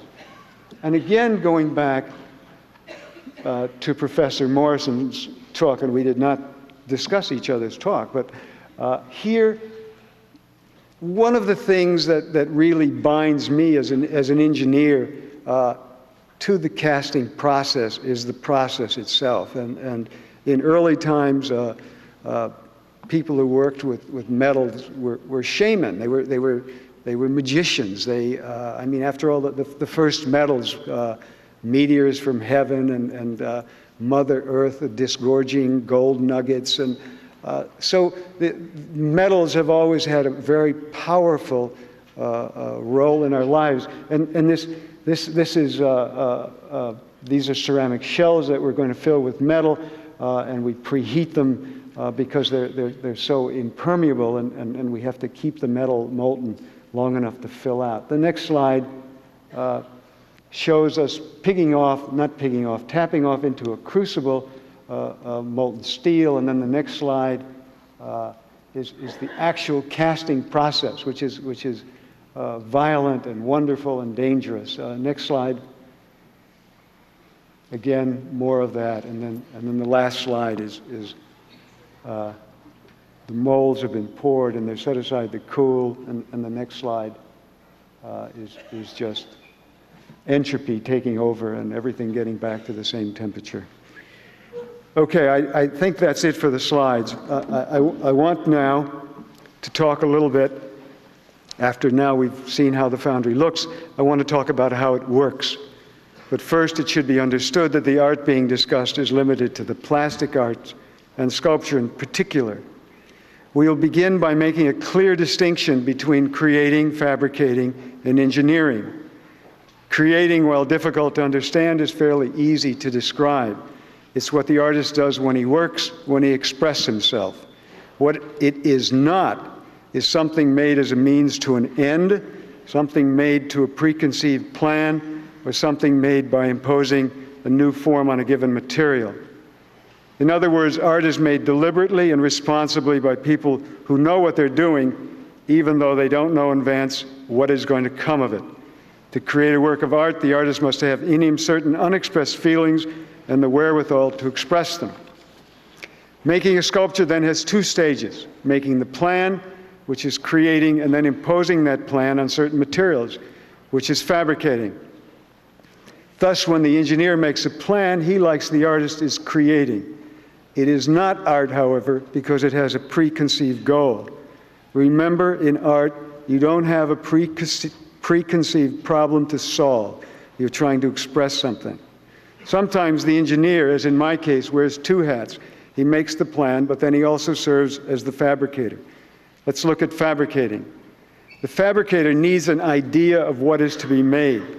Typically, the artist presents an artifact in a plastic medium and wants it transformed into metal, perhaps at a larger scale. In the simplest case, the engineer is not needed at all. The deal is really between artist and fabricator. In this case, the artist has a very specific problem which can be solved by the application of an existing technology. So when does the artist need the engineer? Well, in at least 5 instances.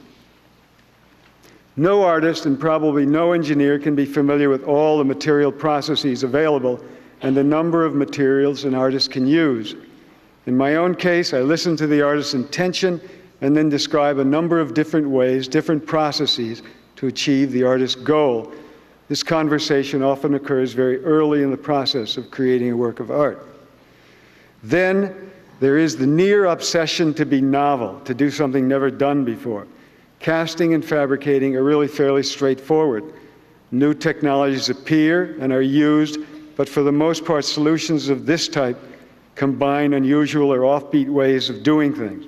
For example, casting aluminum or bronze around stainless steel, stopping the anodizing process at a point where the artist can paint colors rather than dipping, using plating techniques selectively, welding metals together with different color welding rods. These suggestions sound simple, but they can be of great use to an artist in achieving a unique effect. Then there's the exchange of information between artist and engineer. The artist wants to know why something happened, what things can't or won't work, and perhaps most importantly, which things might work. It is sometimes difficult for an artist to explain what he's trying to do, for it may not be completely clear to himself. The engineer-fabricator must be a good listener, able to pay attention and intuit what the artist wants. Providing a source of imagery. Talix is visually a fantastic place. Artists come to Talix to see all the different work being made, feel the energy of the place, and are enormously stimulated and motivated to create new works. And finally, make it all cost-effective. In the end, everyone has to deal with the costs. Let's return to the fabricator who wants and needs an image of what is to be made. The artist as creator sometimes does not have a strong sense of how important it is for the fabricator to have that final idea available. Minus it, confusion and muttering result as artist and fabricator slip past each other, pursuing their common but different goals. Fabricating is important to the artist, but in a different way than for the fabricator. Fabricating gives the artist the opportunity to identify elements he may want to use in his composition.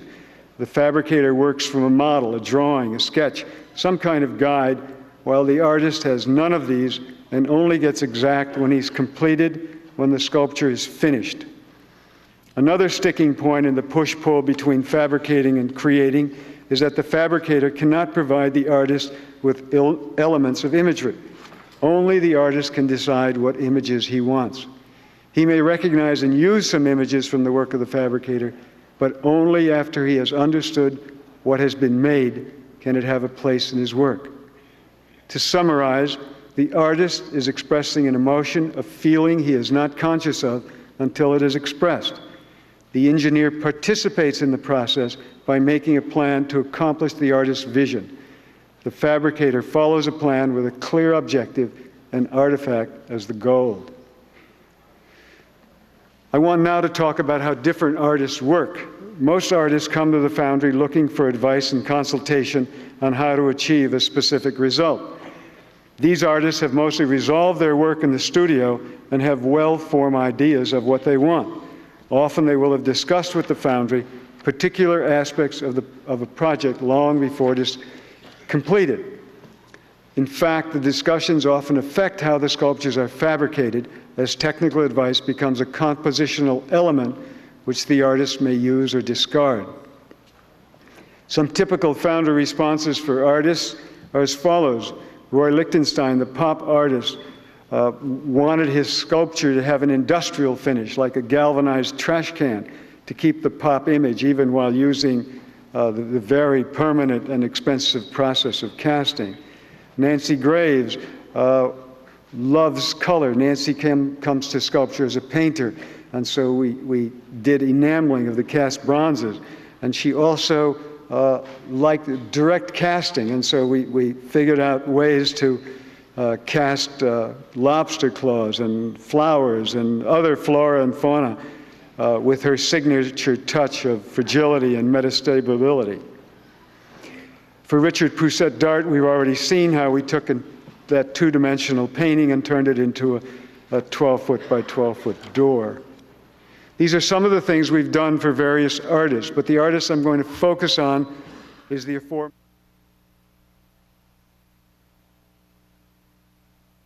With his assistant Earl Childress, chooses to work directly and at scale at the foundry. This is a bold, expensive, complicated work, but what it does is gives Frank the possibility to assert artistic influence at every possible stage of fabrication, and therefore clarifies how one artist can and does work. For Stella, a major goal is to include as much information as possible in his work, to make it as rich and full of character as possible. He wants the complexity of history and chance, and he is not bothered by the source of the richness. For example, human beings always bring the promise of enriching a work, not only by their actions, but by accident as well. Frank will ask for something to be done. Bend that piece of metal. Cut that piece into 4 elements. The logical question is, okay, what angle is the bend to be? Do you want it symmetrical? Are the cut pieces to be equal sizes? These questions Frank never answers. He says, bend it, cut it. He's looking for richness. Frank is open to everyone's ideas and suggestions, looking for that idea he could never think of himself. Perhaps the cutting or bending of the material will be done in some new and interesting way. If it doesn't work, if it isn't interesting, he dumps it. He will not compromise. Working for some artists is like making a product. This group of artists is trying to achieve a specific result. But Frank Stella is composing images, building the sculpture, feeling it go together. When Frank is at work, making images, accepting some, rejecting others, there's a real sense of fitting the specific elements to each other, making them feel right as well as look right. Historicity of elements is what Stella wants, not in the traditional way, but in a new way. The old way was go to the studio and do trial and error experiments. Now there are too many possibilities, too many complexities. The artist needs help to understand the possibilities, so he goes to a fabricator like Talix. Even so, Stella is very unusual. In his quest for richness, he is eager to use any possible imagery the process of fabricating offers. This is not what most artists seek. Frank thinks that the process of testing does not give people ideas. People get ideas by thinking. Frank says if the artist has a novel idea, he feels good. If he has an original idea, he is happy. People value expression. They don't have enough of it. Art gives back something, a notion of the nature of the material, of casting, of man using tools to shape and form materials, a sense of all the forces, a lot of them at work. To make something is to act like God. To make, you must use force and your mind. One of the big differences for Stella between art and engineering is the value of an original idea. An idea in art is only good once. Thereafter, it is repetition. But a good engineering solution can be used many times, over and over, until a better solution presents itself. Sometimes engineers feel artists are capricious and self-indulgent, when really what they are responding to is this fact that they must avoid repetition. What are some of the ways Stella works that can be applied to engineering? For starters, take his openness to ideas other than his own and his own quest for richness. Stella doesn't care where ideas come from. He wants work rich in ideas. To some, this might sound like plagiarism, but it isn't. There's a difference between using what exists as a springboard for your work that is the basis for your work. In my personal experience over the past 10 years, I can report that everything we use at the foundry, tools, cutting tables, workbenches, dumpsters, drops, that's what's left after a form's been cut out of a metal sheet, all have been included in Frank's imagery. Of course, the ultimate drop is another artist's scrap sculpture, which of course no one can use, but it is tempting for what could be a better foil, a better alternative view than another artist's sculpture. Next is Frank's effort to stay uncommitted, to keep as many possibilities open as possible, no matter how many problems this causes the fabricator with his need for a final vision, a goal to be achieved. Remember, the fabricator's skills are his knowledge of the means necessary to achieve a given end. There the artist is, substituting images, testing, trying to see what works best, sometimes unsure until it is done, while the fabricator writhes. How can one work for someone, he thinks, who doesn't seem to know what he's doing, while in fact the artist is doing exactly what he must do to complete the project? In conclusion, I want to do two things. The first is to review what the artist, as typified by Frank Stella, does, and then to draw some conclusions as to what might be applicable to the education of the young engineer. First, what I see Frank doing, what I will call the artist's way. Get as much history and richness as possible into the art, including the processing and the evidence of man working with tools. Do not commit too soon. Stay as open as possible, as long as possible, to other solutions, for it is in the making that one sees fulfillment of his ideas. Be aware of changes and the effect those changes have. A brief tale. We were making a lot of stainless steel castings for Stella in 304. A project for another artist came in that required 316. As an engineer, I'm accustomed to looking at these materials finished. And finished, it's almost impossible to tell them apart. And the differences in composition are not great. So to give someone 316 is like being moved into first-class seats if the tour section's been overbooked. We made castings in 316s for a while and then switched back to 304. Almost immediately a cry went up, what's going on? It turns out that 316 in the as-cast condition looks very different from 304. Something we engineers had been totally unaware of, but not the artist. Finally, invest self. If the artist's idea fails, the artist fails. If you want to get more out of something, give more of yourself. That's the way of the artist. All of them make sense to me and deserve serious consideration by young engineers. But there's more. Bright young people come to MIT to learn the latest and the newest technology, what works and how it works. In the study of science and engineering, a discarded or disproved idea is just that, discarded. Interesting perhaps only in where it was wrong. In engineering, there's also a real-world test. Questions totally inappropriate to works of art get asked of the engineer, like, what's it for? Did it work? Did the bridge fall down? Contrast that to art, where discarded ideas and artists can and do reappear. And certainly in art, there is no sure test for the quality of art. What can happen then to the young engineering student, which does not happen to the artist, is that he may overvalue the contribution of his teachers and either ignore or not develop awareness of his feelings and the importance of expressing those feelings.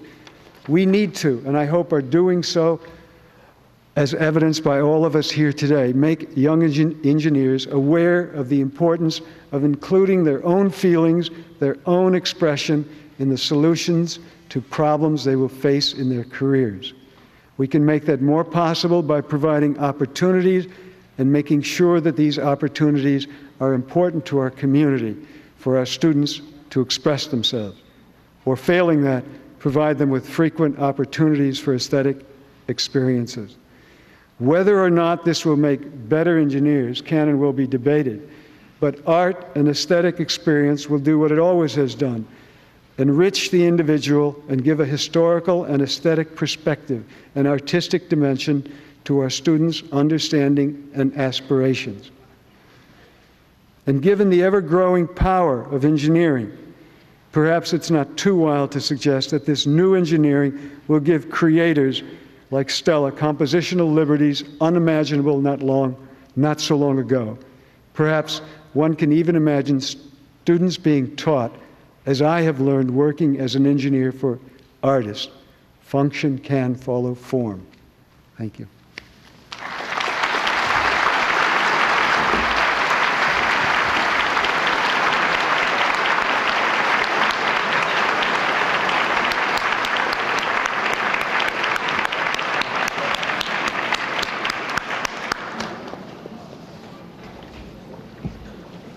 As we continue our journey through the schools at MIT, we have arrived at the School of Humanities.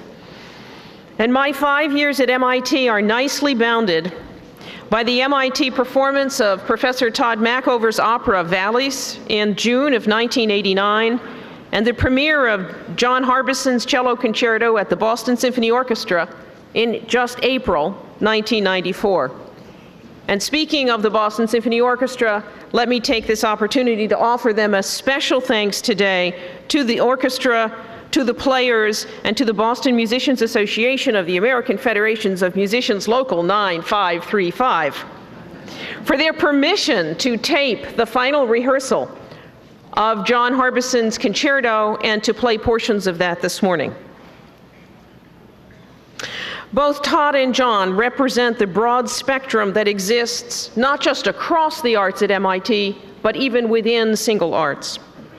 While Tod works with and develops new interactive technologies that have included a new series of hyper instruments and a wired conductor's glove that interacts electronically with the player's instruments, John works with pen and paper and conducts the traditional way, as recently when he conducted Handel's Messiah for the Handel and Haydn Society.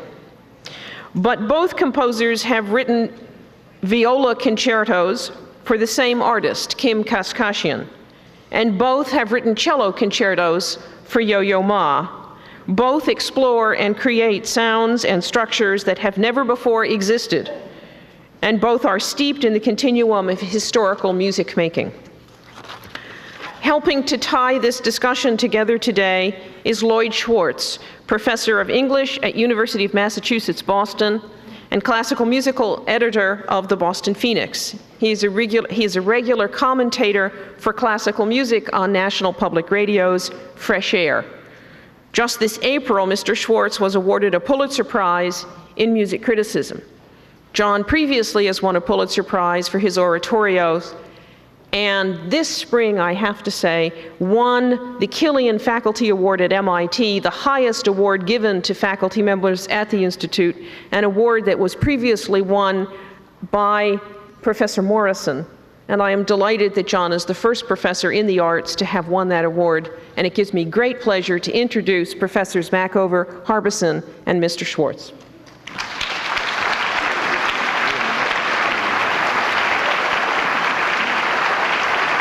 Which side do you want?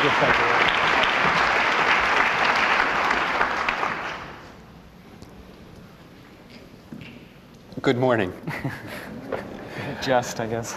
This is, part of this is the entertainment part of the program today, because you'll get to hear some brief selections of some wonderful music.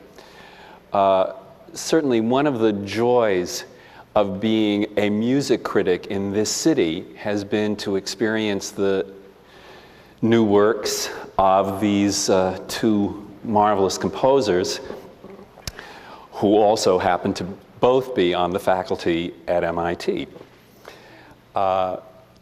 We'll hear two clips of recent pieces. John's brand new cello concerto performed by the Boston Symphony Orchestra, and Tod's cello solo piece, which is solo and for cello and computer. Begin Again, Again, which had its premiere at Tanglewood in 1991. And I'll ask each of them to introduce the brief clips.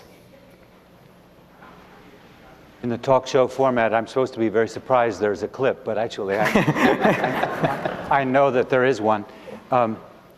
What you're going to see and hear is 3 minutes, no more, I assure you, by our contract with the Boston Symphony, of actually less, of a segment from the first section of my cello concerto, a rehearsal tape, which we were allowed to take with available sound and available light and one camera angle. That being the case, and this being a much more visual than oral world that we live in, as has been pointed out by various of the previous speakers, there's attached to it right at the beginning 50 seconds of somewhat more lively visual material from a documentary from Wisconsin Public Radio, which I guess sort of quickly flashes by you various parts of my life to the accompaniment of another concerto, a concerto for brass and orchestra on the Los Angeles Philharmonic recording. So you'll hear altogether 4 minutes, a little sampler of this and that, and then a bit of the Boston Symphony rehearsal. I guess that's it. Can we have that clip?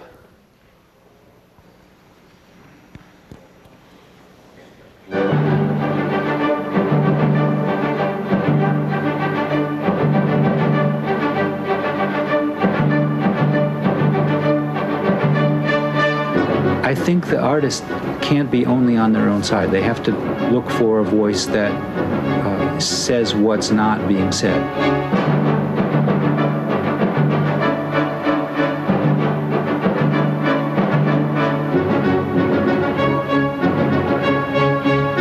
We have to be terribly connected to the strongest things in the tradition in order to be able to make something that's new.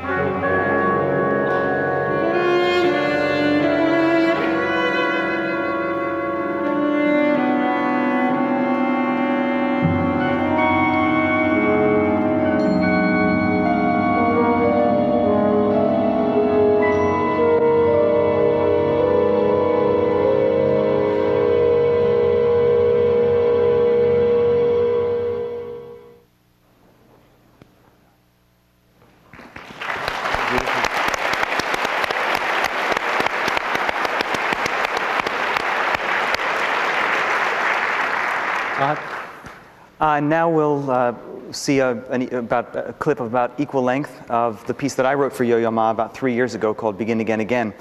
Yo-Yo is, well, he's almost alone on stage. You'll notice that there's only one musician, but there are a series of computer technicians on stage, and Yo-Yo is playing something like a cello, but not exactly. One of my interests in general has been to make technology be in the service of human expression, to make it easier for people to communicate and express themselves because of technology. And we designed here at the MIT Media Lab a special cello for Yo-Yo Ma for this project. The general category is called hyper instruments, and this is therefore a hyper cello. The cello itself is somewhat different. It's made out of wood, but it needs to be amplified to be heard. And you'll notice Yo-Yo has cables coming out of his bow. He has a funny thing on his wrist, and there are other little antennas poking out. The idea of all of this work is to amplify and expand what can be done with a normal instrument by using technology, and to allow the musician to be as natural as possible in using this new instrument, to use all the skill and musicianship that a performer like Yo-Yo has. That musicianship is then interpreted by the instrument itself, and different layers are added. So what you hear is a solo piece, but through Yo-Yo's playing, the notes he plays, the way he phrases them, the color he gives to his instrument, the computer responds and adds the various different layers that you'll see. At the end of the clip, you'll notice that he goes back to his normal instrument. In this piece, part of the idea was that there's kind of a struggle between the artist and the technology, which becomes reconciled. We monitor his instrument at the end just with a microphone. So this is a little bit from Begin Again Again. And last month, they premiered their piece, Begin Again Again, at Tanglewood.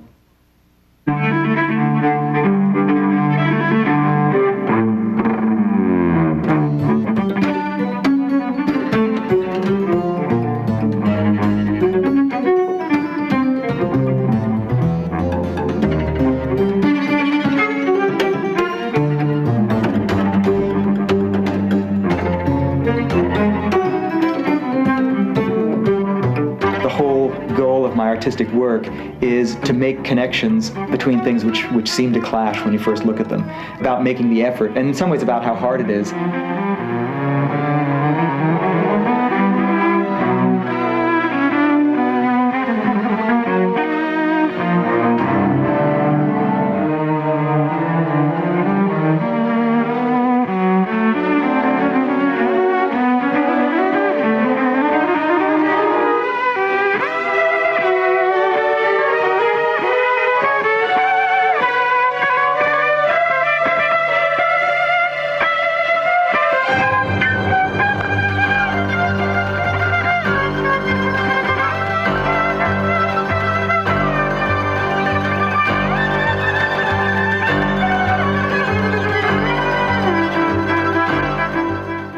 Listening to any piece of music, it's like going into a different country. You go there, you're stimulated because it sounds like a different language, but yet some things are the same. So you figure out what the values are in that new place, and essentially you go on an adventure. And this piece is not so far out that it's incomprehensible to anybody. Anybody that likes music, that responds to it, I think is going to be able to find something in it to hold on to as a point of departure, and then the adventure begins for them.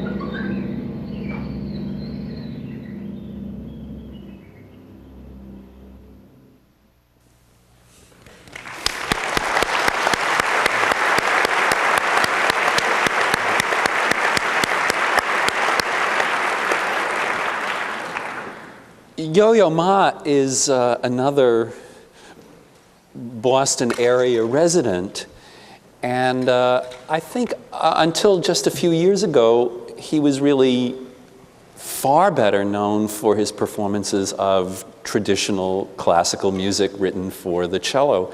I think that reputation is changing. One of the things that I've been eager to ask you is what was working with or for Yo-Yo Ma really like? And maybe the more serious side of that question is how much of the work of composition in these pieces was inspired by the fact that you knew you were writing it for a performer like Yo-Yo? John? Well, we were joking before we came on that just once in these talk shows someone should say he's a terrible fellow and he was uncooperative and difficult. Because usually they say it's just the life on the set was great, you know, and we all loved each other. Well, in truth, with Yo-Yo, he is a wonderful colleague. He's very genuine and direct and tremendously committed to what he does, and it is very wonderful experience to write for a performer who's eager for what he's going to get. I'm sure Tod had that experience too. I mean, where is the piece? Let's have it. Let's talk about it. Is definitely the attitude that he takes. And by the time I wrote my piece for him, he had played, I think, 5 or 6, maybe more, cello concerto premieres, and was clearly very gripped by the idea of spiriting pieces into the world, as you say, rather different from the earlier part of his career, where this was a very rare event. So I just his excitement at that part of his musical life is, I think, very infectious to a composer. How much of what's on the page, what's in the score, do you hear as Yo-Yo Ma, if anything? In this case, I'm sure, in Tod's case, since that yo-yo was the whole thing, it was extremely direct. In my case, this concerto is much more centered around the soloist than other concerti that I've written. Probably only my violin concerto is equally so. I've been more interested in fitting the orchestra together with the soloist in other pieces. Here, I really wanted the soloist to be the central focus, and I think it was partly because I knew that no matter what happened, he would hold the stage, both on virtue of his presence and the way he plays. So I really thought I should just go with that. And I, in fact, even in the themes, thought I was dealing with him somewhat biographically, but he didn't particularly like that idea, so I dropped it rather quickly in terms of talking. But I think there is some element of that. Do you think his sound is in the contours of the music that you've written for the cello in that piece? It probably is. I think at the same time you also hope that other cellists will play it, so that I think you go not so totally into the particularities of the player that you rule out other approaches. But I think very much, yes. And his sound has also had some influence on other cellists by now. Now, you were writing something for Yo-Yo that was completely new to him because he was actually playing an instrument that the hypercello, which he hadn't played before. What was your experience with that? Well, many things. One of the reasons that Yo-Yo was interested in the project was because he was very concerned about thinking about the future of string instruments and thinking about how they could evolve. He was actually quite interested in knowing about new things about computer programming, just hanging around the Media Lab, for instance, and finding out what the students were doing. And at that time, he was interested in CD-ROMs and where that would go. I agree totally with John that one of the things that struck me about this project with Yo-Yo is, here we were starting from scratch, designing a totally new instrument with new ways of playing it. Took longer than we expected. But from the very beginning of the project, Yo-Yo would always come and say, so what's the piece about? What am I meant to convey? The instrument's fine, that'll be great, we'll make it, but what will it leave the audience with? And actually got me to talk about that earlier in the process while I was still planning it and writing it, earlier than I usually talk about that to other people. Another thing about Yo-Yo, a lot's been said today about different styles of thinking and engineering and intuitive things. Yo-Yo's one of the very rare performers, maybe, I can't think of too many other people, who is both incredibly gifted physically, just like a great athlete. I think he probably started playing the cello, and I would guess he probably didn't have to practice incredibly hard to, I'm sure he did practice hard, but he just has an amazing natural gift. He can pick up an instrument and learn things very quickly. It's just phenomenal. At the same time, he's truly an intellectual and has always been very interested in figuring out why physical gestures bring out certain results, how music works. And for a project like this, where we're trying to take a lot of things which musicians often take for granted, how do you express phrases through the bowing, how do changes in pitch convey little different bits of meaning. It's not obvious when you stop to think about that, how you can break that down, let's say in an engineering way, so that you can teach that to a computer. And Yo-Yo is one of the few people I know who is such a great performer and also is both interested and capable of thinking through those problems. One of the side problems of that, because the fact that he's so naturally gifted, is that in the early stages of the project, when our hypercello was pretty lousy actually, I mean it didn't feel good, it didn't sound good, we could give him anything that we'd come up with. You know, the original things looked like black pieces of plastic and they sounded like electric guitars. And he'd come into the studio and we'd say, okay, Yo-Yo, is this good enough? What do you think about it? And he'd sort of play it and play some Bach suites on it and say, oh yeah, it's great. You know, it feels wonderful. So in some ways, you know, he wasn't so demanding because he could play anything, but he was very, very easy to trade ideas with. So do you think, did he actually affect the composition of the piece while you were working on it, or was that separate in some way? I actually don't think he affected the actual composition, but I think since we were talking about it while I was writing it, I think he did make me aware of certain things that I'd put in the piece. For instance, when we had the first rehearsal where there was actually a bit of a few themes here and there, I'm a cellist myself, and when he started playing through the piece, he said, you know, this reminds me, maybe you didn't think of this, but it reminds me of the second solo suite by Bach for cello in D minor.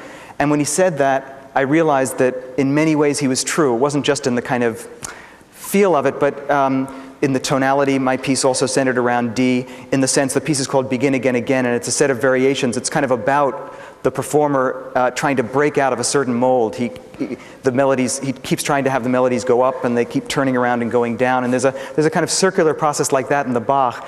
And when he put his finger on that, I don't know that it changed the rest of the way I wrote it, but it definitely clarified what I was working on and gave me, I never in a million years would have thought of that, for instance. Have you performed this piece now, at this point? Yeah, not for too many people, but also I must say, I've written other cello pieces which I do perform. One thing about this piece is that because he's such a great virtuoso, I didn't kind of restrain myself in terms of how difficult the piece was, which was really a problem when I decided to perform it myself. It was quite a bit harder than what I usually write. And another thing is that since I knew it was for Yo-Yo, somebody who tours a lot and also learns many different pieces, I really wanted to write a piece where this hyper instrument would really do something new, but also would feel incredibly natural, would not be so hard for him to learn how to make the transition from normal cello playing to this different kind of instrument. So it was a certain way that I changed it because it was for him. The reason we're here, you're here, is that you're both on the faculty at MIT. And John, how do you see yourself fitting into musical, cultural, academic life at MIT? Well, the simplest answer is of course, that I don't fit in.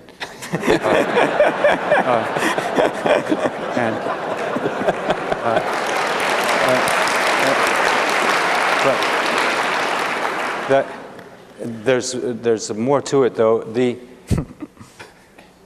The idea of fitting in is in some situations terrific, and for someone like Barry Vercoe or Tod, the resources of MIT are obviously phenomenal.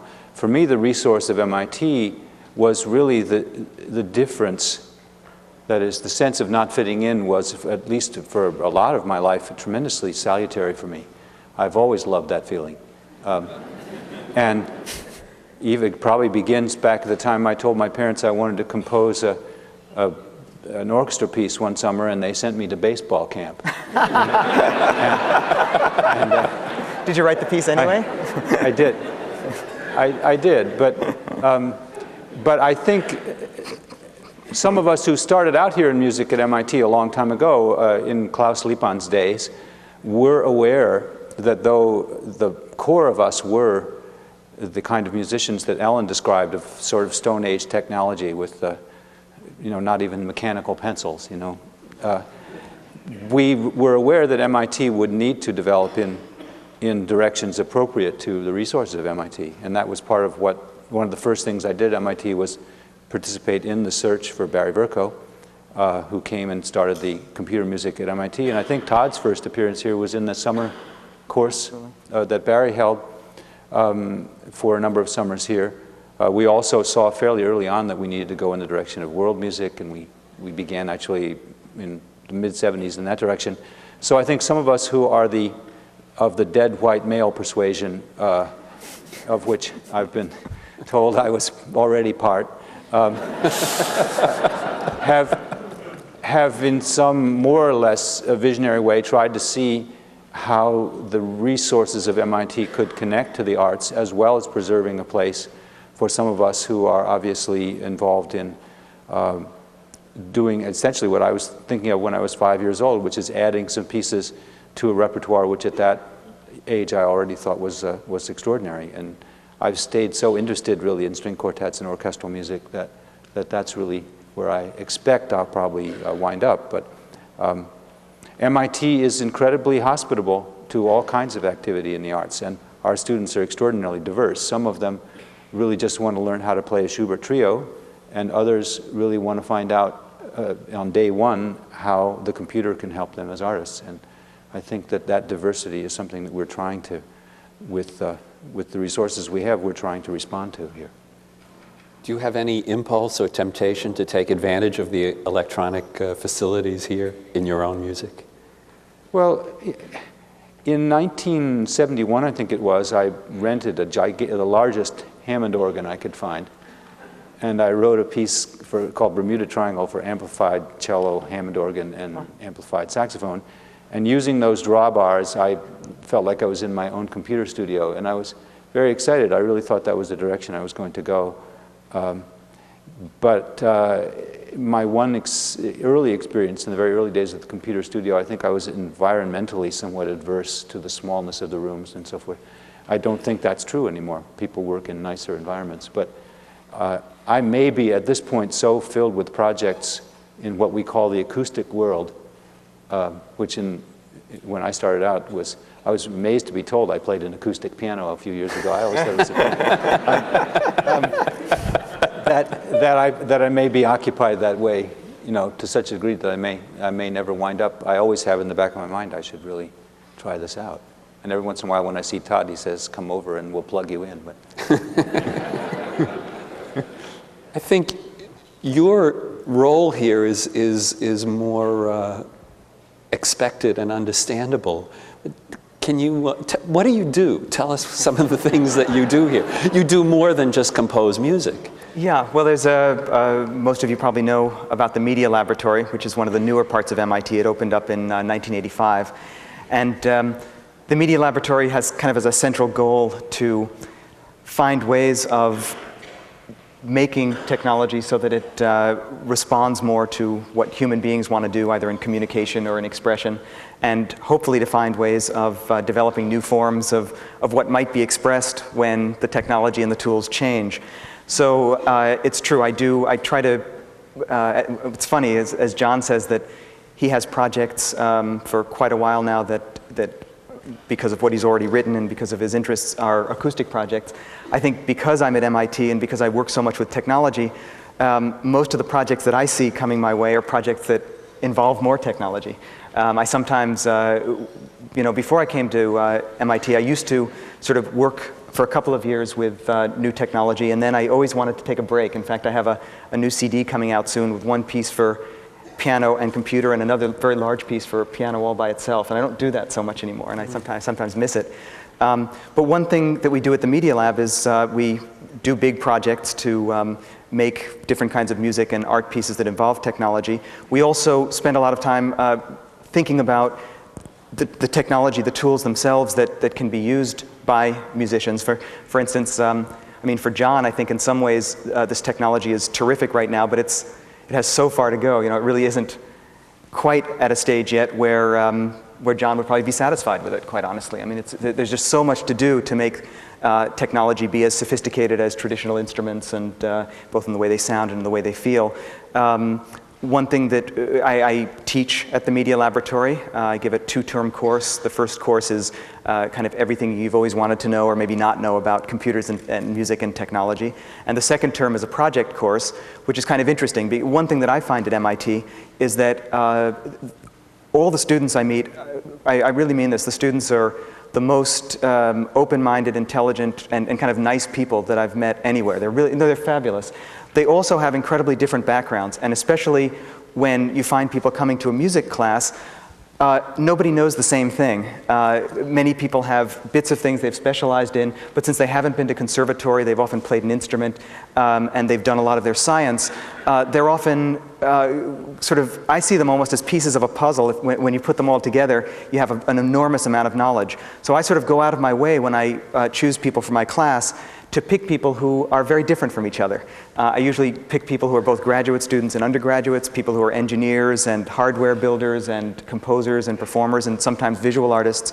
And in the second semester, we often end up doing things which I don't think really could be done anywhere else. My students just this last weekend put on, the idea was to find a new form of concert where there were no performers and the public who came in were the performers. And we took a big open space at the Media Laboratory and designed something with a whole set of new instruments where people came in with no instructions, no guides to tell them what to do, and by using their voices and by using their gestures, they became part of this music piece. And it was incredible because it was all done by students. All I really did was teach them what they needed to know to do it and then kind of manage the project, but all the work was theirs, and it really stacks up to anything of that. If you think of interactive entertainment and where Hollywood is going, this is an example of how that can be done with kind of substance, and I think I can't imagine that really being done anywhere else. How rapidly is the technology itself changing?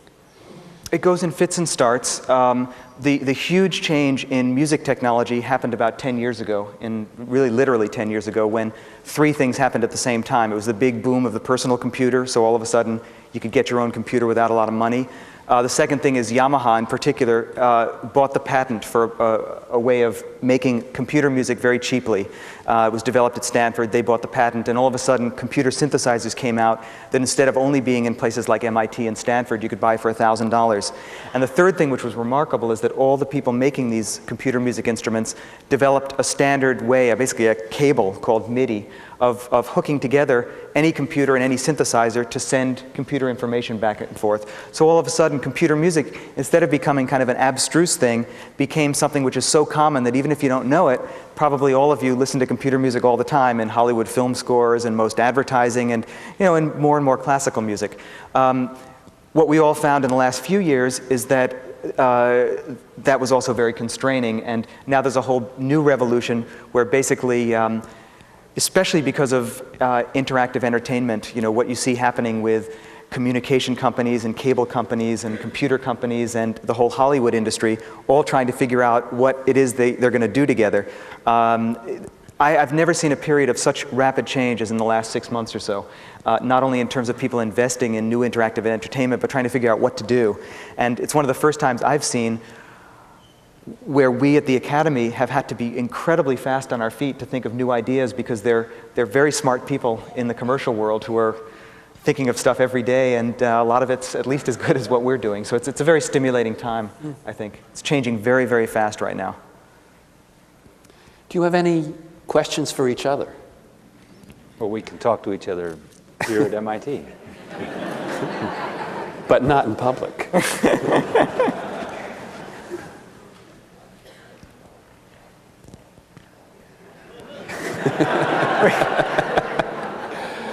In that case, I think we're hungry, yes, and we've had a rich morning.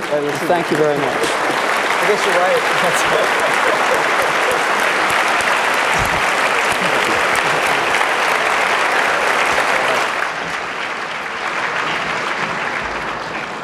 If if I could have your indulgence and attention just for a moment, please, we will get to lunch, I promise you. I feel a little bit like a camp counselor. However, there are a few announcements that I would like to make about this afternoon's programs, very briefly, I promise. One is that, now remember the workshops, for those of you who will be here, are from 3 to 5 this afternoon after lunch. On this stage will be the sing-along with John Oliver, who will be conducting Jesu meine Freude. All of you who have acoustic voices are welcome to come and give this a try. This is something that the alums have asked us to do for years. We're going to do it this year, and hope that some of you will come on stage. In your program booklets, it says that during this workshop, a videotape of John Harbison's Yo-Yo Ma Concerto will be played. Of course, you have just seen it, and it will not be played again this afternoon in Kresge. I wanted you to know that. I also must announce, with very deep and personal regret, the sad news of Professor Muriel Cooper's unexpected passing last week. She was one of the speakers who was expected to speak at another workshop this afternoon, the one at the Media Laboratory, entitled Arts Bites. However, members of her laboratory have stepped forward enthusiastically and generously so that the work from the Visible Language Workshop will still be presented at the Media Lab this afternoon. The other workshops are a workshop on theater, which we will be able to participate and view an ongoing rehearsal of Who's Afraid of Virginia Woolf downstairs in Little Theater from 3 to 5, a creative writing workshop in Killian Hall, where you will hear MIT faculty read from their recent work, including Alan Lightman reading from his New York Times bestseller, Einstein's Dreams. And Bill Mitchell will have a chance to talk this afternoon at a workshop on design, new directions, which will be held across the street. Don't forget, for those of you who are in town, there will be tours tomorrow morning at 9:30 and 10:30 at the MIT Museum and the List Visual Arts Center of current exhibitions. There will be tours of the new biology building at 9:30 and 10:30, leaving from the Wiesner building. There will be a tour at 10 o'clock of the outdoor sculpture collection at MIT, which has been named the best in New England. Tomorrow afternoon from 2 to 4, there will be the opening of the Center of Advanced Visual Studies 25th Anniversary Retrospective Exhibition at the MIT Museum. And Sunday afternoon, for those of you in town, the spectacular opportunity to hear a performance of A.R. Gurney's Love Letters, Gurney, who has been a member of our faculty for many years, with the parts read by Gurney himself and Kitty Carlisle Hart, who has been a member of the Council for the Arts at MIT since its founding in 1971. I thank you all for participating in this view of the arts at MIT, and I hope you enjoy the rest of your reunion weekend.